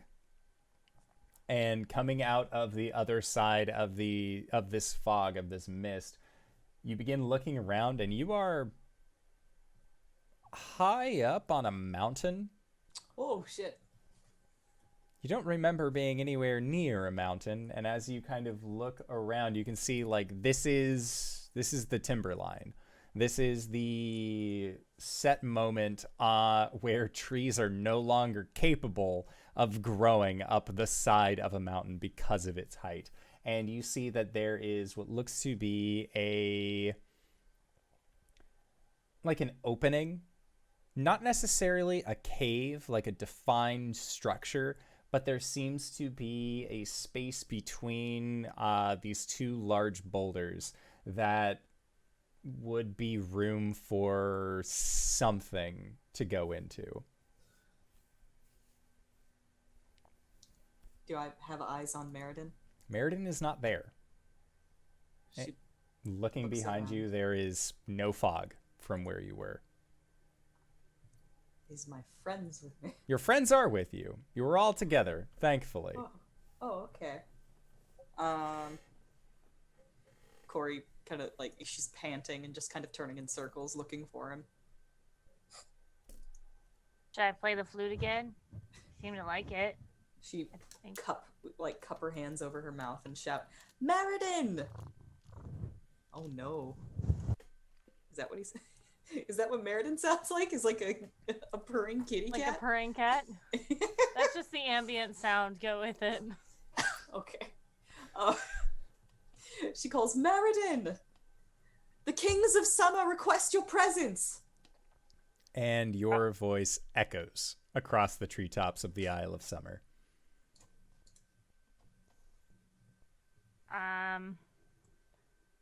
I don't know. He didn't want to go to the meeting, so maybe that's not a good idea. She just like is she's frustrated. She cups her hands over her mouth again. She's all like, winter is coming. Summer will fall in a matter of days. We need to speak with you. Maybe we need to go through that arch. I can go first, since I'm the least hurt. And I'm the bravest. Gwen struts forward.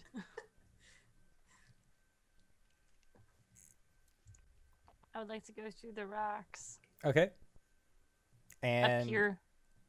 entering into these rocks, you see that there is a chamber that extends roughly about 30 feet in depth, 15 to 20 feet high or so. And there is what looks like a small ring of stones that have been set up for a fire. There is a bedroll that has been extended, as well as what looks like a nice pillow at the end of one of these bedrolls, almost like this was a base camp of some sort. And you also see that there is a ornately carved wooden chest that, looking at it, this is from the material plane. This doesn't seem like, looking at it, like this doesn't have the same kind of like Fey patterning that you're used to seeing from having been on the Feywild. Gwen motions for them to come in and moves forward. We just want to talk, my dude. Sorry we're not Fey. Some of us. But we are all divine.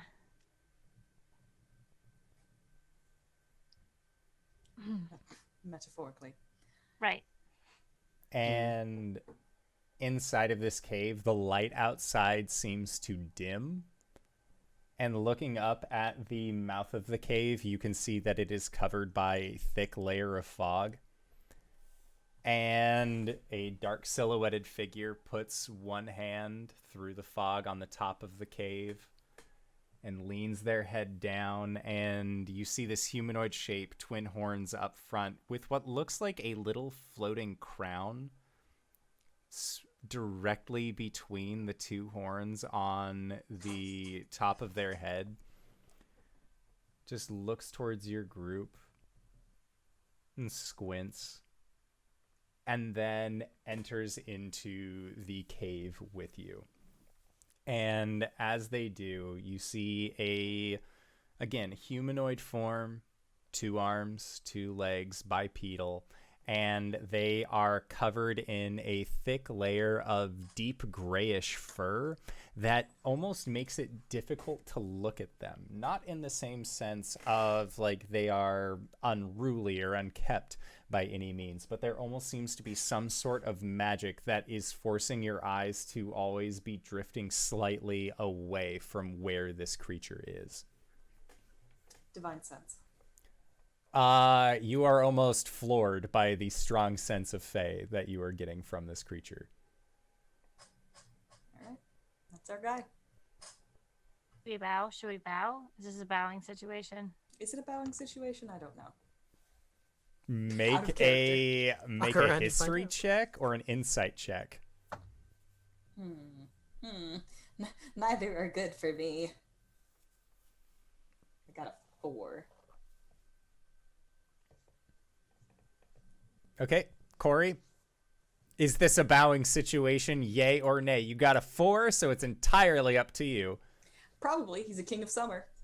Cori walks up, and she will do a Caelum salute, and give him a quick bow. I'm Cori, Caelum of the Fallen Leaves. Are you Meriden? I know who you are. And he speaks in common. I know who you all are. Caelum. Big of heart. Wonderful songs. And points towards Gwen. Son of the Great Mother. And he motions towards Arjhan. And then motions towards Caelum. And says, ancient power.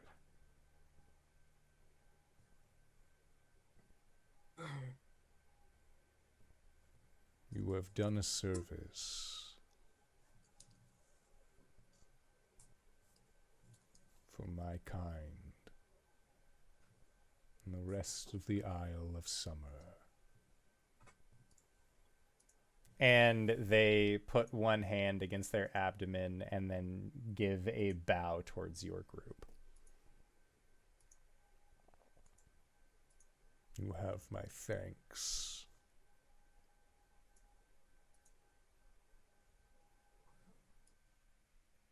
Cori will bow again in response to that.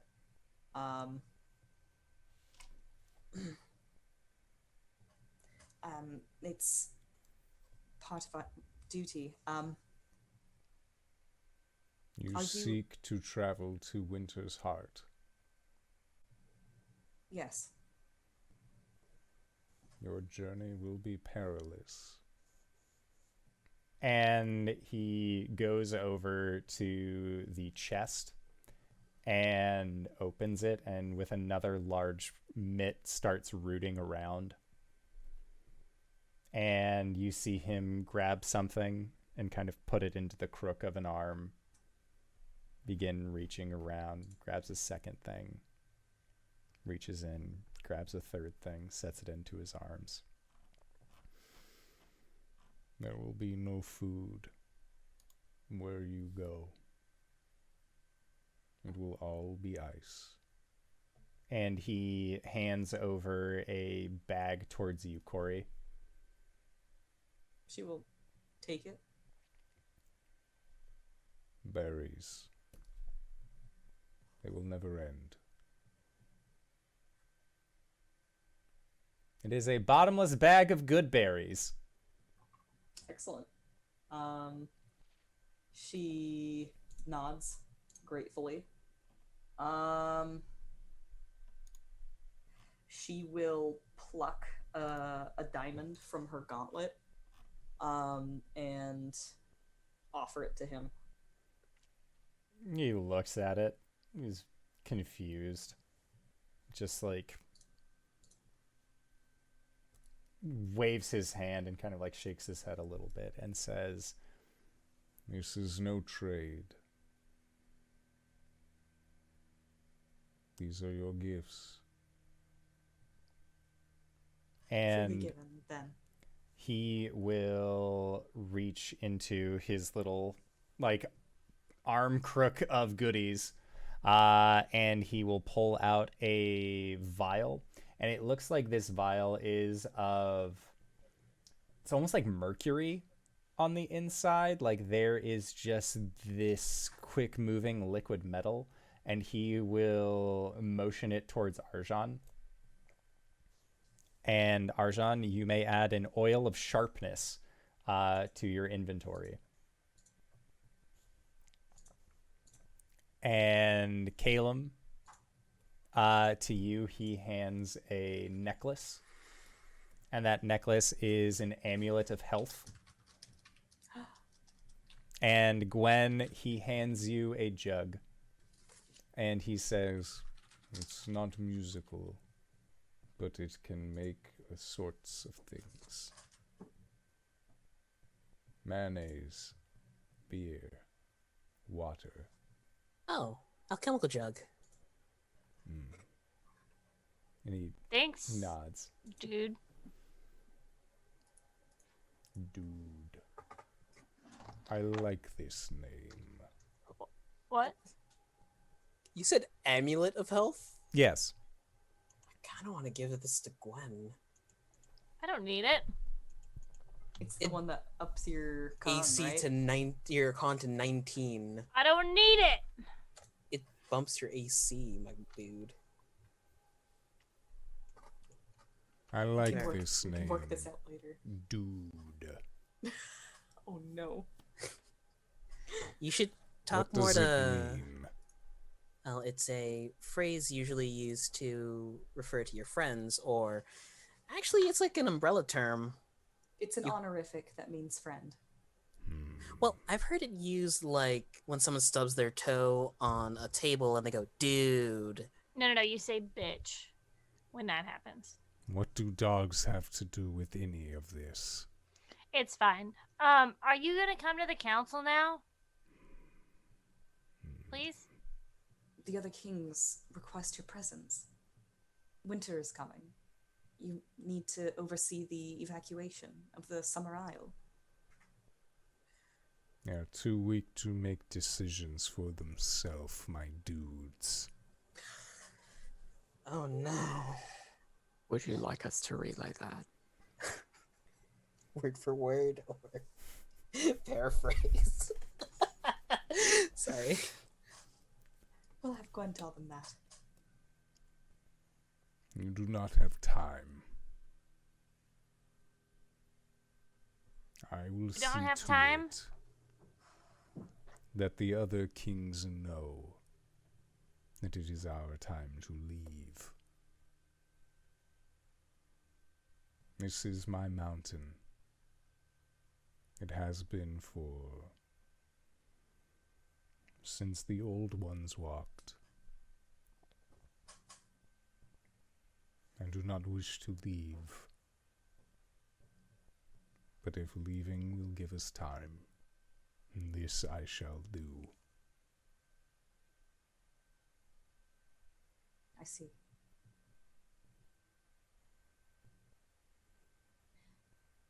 If you must go, I will bestow one blessing upon you that will help you in your journey, should you decide to continue towards autumn and winter.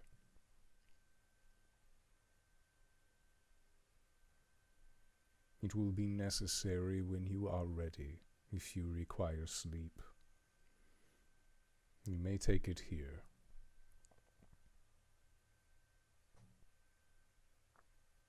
Yes, my dude. You need to unmute. We came with the Caelum of Summer songs. Should I signal for them? I And think we just sort of like bailed on him. and Didn't even know anything. He has been looking for you. Is there any particular reason that you're avoiding him? Or everyone else for that matter? and Meriden looks off towards the opening of the cave and then looks towards your group and says, We have differing opinions on many things. I find his presence tiresome. These self-proclaimed kings, they are powerful, yet they seek leadership. If they were a true king, they would seek only to know the destination in their heart. I do not wish to be the final judge of summer. I live here. This is my domain as much as any else. I will fight for this place. But I sense that things are not well.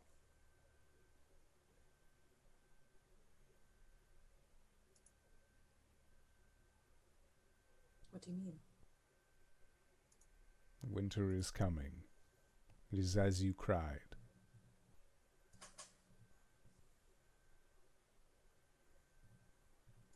To stay on summer would be to seal my own death.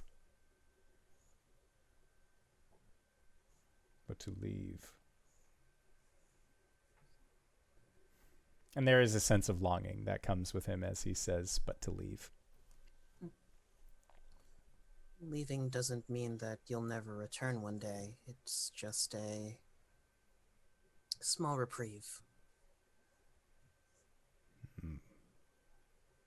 I know it doesn't mean much because I'm just like a material plane person, but on my honor as a Goliath chieftain, I'm gonna do everything I can or die trying, getting this place safe, making winter retreat, and giving everyone their homes back.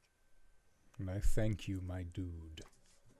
On the natural plane, seasons change, just the same as they do for the Eladrin. They may not change here and they're not supposed to. But winter is temporary. This time will pass.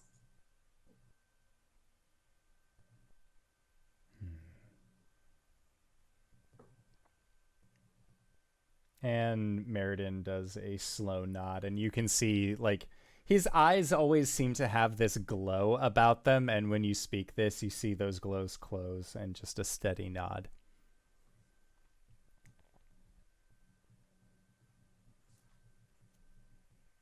Do you have a token? A seal. Something to show that we have spoken with you.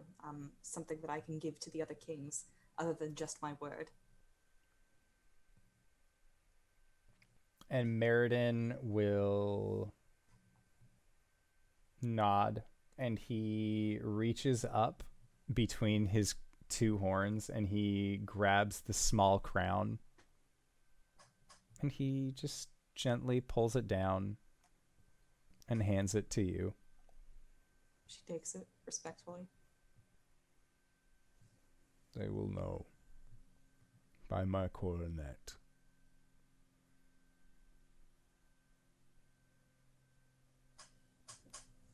Thank you. I understand what an honor this is. And Meriden nods. And at that says,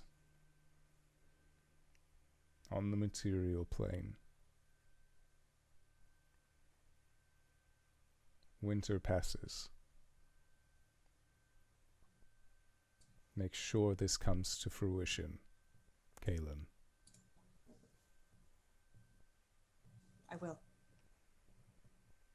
and at that he will say, The blessing that I will give you will not last long. Do with it as you will. and the room that you are in begins to fill with fog that seems to just like his fur seems to billow in an unseen wind, and the fog just seems to creep out of his presence. And as he does this, he will make a broad motion over your group as you all gain a charm. And the charm that you receive allows you to use the wind walk ability for the next 8 hours. And the wind walk spell will give you a fly speed of 300 feet per round as you get that for 8 hours. No spiders for Arjhan.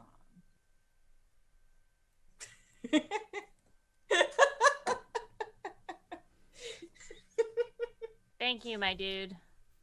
Safe travels.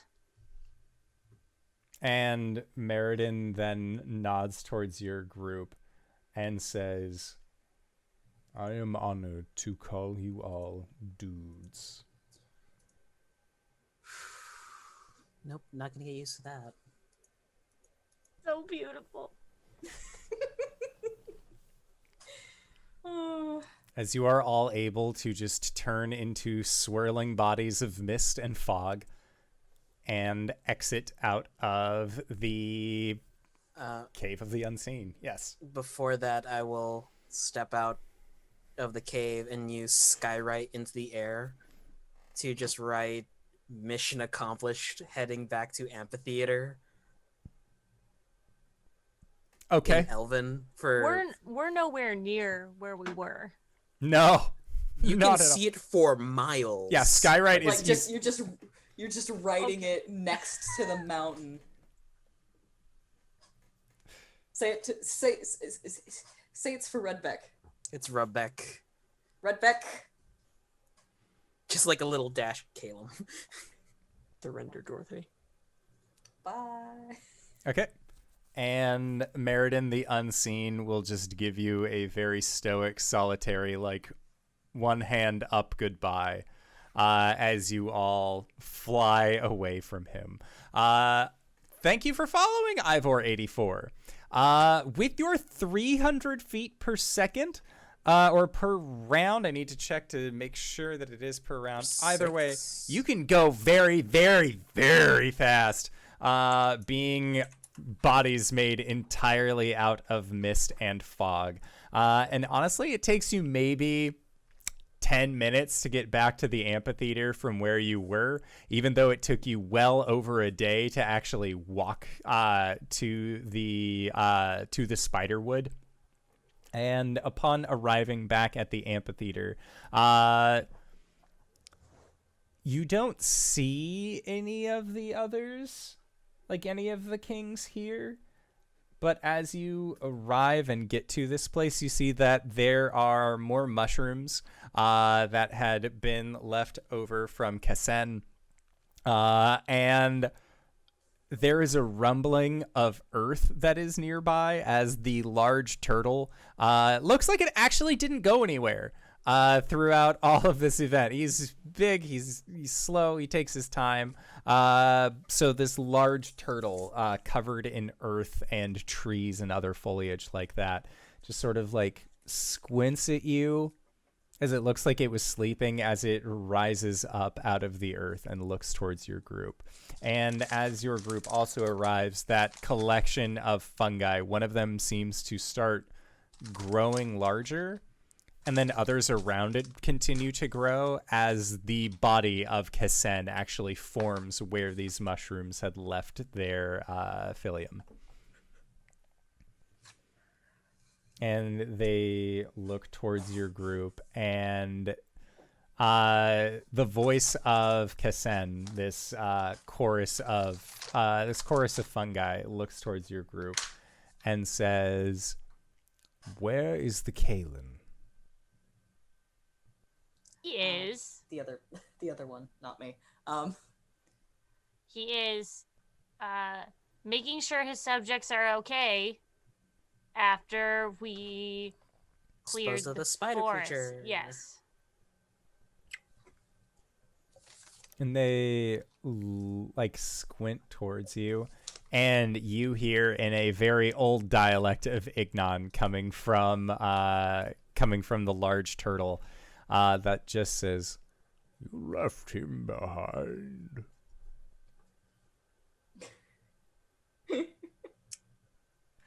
It's in Ignon, so yeah. So Cori will just kind of grimace a little. She'll say to him, "He's going to catch up."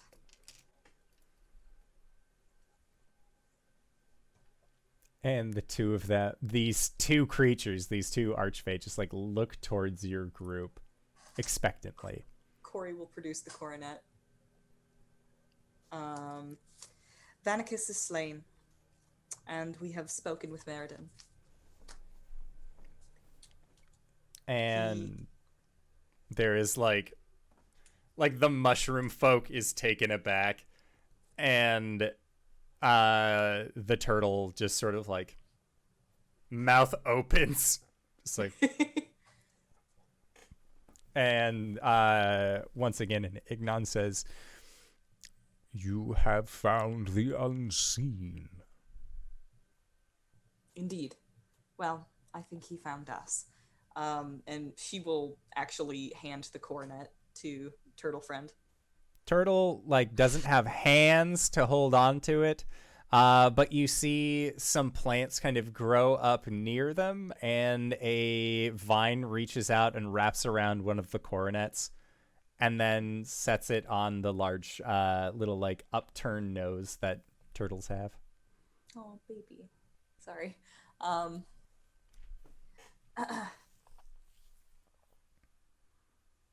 Meriden says it's time to leave. And Caelum, like their body shifts to look over towards Resic, and they both have a steady nod. And Caelum says, "It will be done."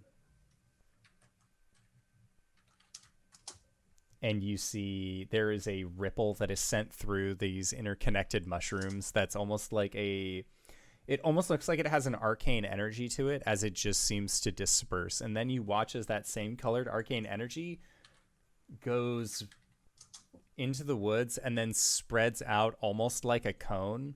But it's like when, like in the 90s when they would have representations of what it looks like of like phone lines firing off, where it shows like a little blue blip that then hits a specific line and then parts and goes a variety of directions. That's how Kessen actually communicates through their fibrous system. Does my mother live in Estival's Cradle or Pilgrim's Sound? She lives in Pilgrim Sound. Okay. Cori will basically tell them head for there, and that her mother is helping with the evacuations.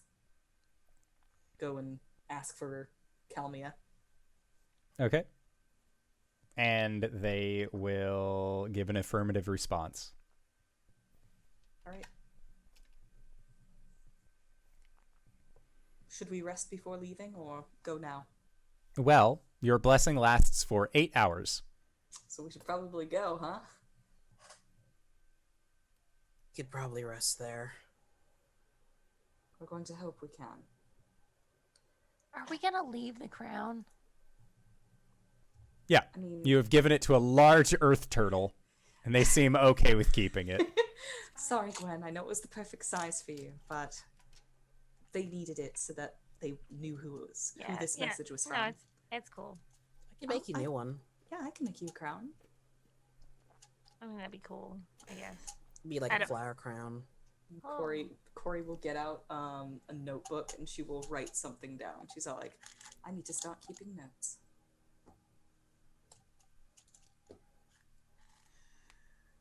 You know, all things considered, I probably dropped concentration on that sky right when we hit the wind walk. Can't you just send him like a mind message? Not true. How is it that Caelums have no way to speak to each other? And maybe you should fix that when you come into power. You know what, Gwen? I think I will. She writes something else down. Maybe Wing should actually write these things down because we'll probably forget. Sorry. Cori, as you are wondering how the Caelums, why they don't have a method of communicating with each other, a bird swoops down near your group, lands on your shoulder, and it just says, "Oh, Cori, where did you go? This is Rudbeck. Oh, hey, what's that up in the sky? Nice job." Does that you can't send a message back with the Animal messenger? You cannot. Animal messenger. Great. I love him asking questions that I can't answer. And then Seems this like he bird got just the kind of like message. hops a little bit and then takes flight. Oh, no, he figured out how to tweet. It is indeed a small blue bird. Oh, I'm gonna miss you, Rudbeck. He didn't die. I'm just we're going away for a while. Doesn't Rudbeck mean we did won't not come die back. for this. Okay. We're leaving. Sounds good. So you all take on your vacuous forms as becoming clouds of gas and then lift up from the amphitheater and shoot off in the direction of the Isle of Autumn. Now, I did the math on this, and you guys are effectively moving at like over 90 miles per hour as far as just like getting zoomies.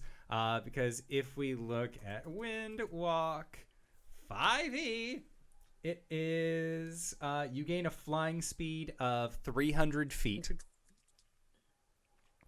So, you know, any kind of full round action movement, anything like that, you can't really get exhausted as gas. So you're effectively moving at close to around like 600 feet per second or per round. So it is very we're much dashing. a expedited process. It will take roughly around 2 hours moving at this speed to actually get to the Isle of Autumn from where you guys are. And as you are going over the sea, leaving the Isle of Summer behind you, and you look forward, you can see that while there is a kind of cloudless, lovely sky above you, there is an angry front that is making its way towards you. These are clouds that are that deep, deep gray that look like they are not here to fuck around. And as you are making your way in these gaseous forms, you can see that the ocean underneath you is in the process of freezing, and it is coming closer towards spring. By the time that you pass over it and you are underneath these clouds, you realize that you are leaving summer the very same day that winter will finally make its way to summer shores, and the people will have a very, very limited amount of time to get out. But they are able to, because you have rallied the cries. As you continue on, you see the outline of the Autumn Isle, and where once was beautiful oranges and yellows and deep greens of autumn, it is all covered in a thick layer of snow. Buildings and houses are completely covered. There is no movement. There are no creatures that you can see milling about. It is empty. It is quiet. And you guys are finally here. And that's where we are going to call it for tonight's session. So I would like to say thank you to everybody who decided to stop by and join us for this wonderful evening playing Dungeons and Dragons with all my friends. I greatly enjoy this game, especially with these fine folk. So hey, RJ, where can we find you? What do you do? Hey everybody, I'm RJ here on the channel, but you can catch me at RJustice282 on Twitter and Twitch, where I tweet about the nerdy things in my life. And hey, I'm hosting a giveaway. Win Hades on Steam. There's a post that's pinned there. Just do the things. This week is a fun week for me. I have Overarms on Saturday and on Sunday over at G Game Nights for Monster of the Week, where I play Ajax, somebody's boyfriend who has gone rogue. What? I didn't talk to Savvy. And then over again here, where we play Tomb of Annihilation, where I'm Wally, a very good boy who wasn't a bandit before, DanaeKeener.com. Are you gonna make me break up with you, RJ? Is that what's happening? No, I haven't talked to Savvy yet. Okay.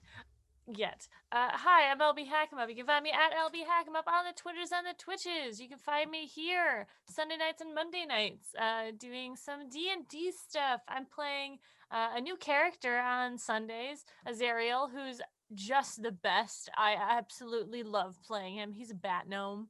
He's super cool. And then you can catch me on my channel, LBHackEmUp on Twitch tomorrow. Probably closer to 3. I have some errands to run. I might be playing some Dead by Daylight because I'm pretty obsessed with it by now. And then G Game Nights tomorrow night for some Overarms. We're playing like a short series, sort of one-shot thing while we're in between games. And then for Wednesday, you can catch me on Nerd Immersions. We're playing Rad of 7 Parts. We're wrapping that up. And then on Thursday, you can go back to my channel where you can find Lauren and I playing some games. I just looked up a game that's like about being on a haunted sinking ship, and it looks terrifying. It's my nightmare. Oh boy, are we gonna play it? What's Maybe its name? This week. Under. Oh, I was hoping Yeah. Man of Medan, but this is also scary. Oh boy, yeah. No, we'll play something stupid, spooky, unless we can get the game we tried to play last week, the one where you're in a haunted house with people. Phasmophobia. Phasmophobia. We couldn't get it to work last time. If we can get some people to play with, then I think we'll do that. But we'll see. DanaeKeener.com. Hi, I'm Cyber. You can find my stuff at cyberwolf121.live. It's got links to a whole bunch of my stuff, like the Twitch, where right now as the end of our fun, spooky October month, I finished my fun, spooky time with Bloodborne. I'm very lost right now. I'm in a nightmare world and things are killing me very often. That's fun. Let's see if I can get out of that. Archives of that are on YouTube.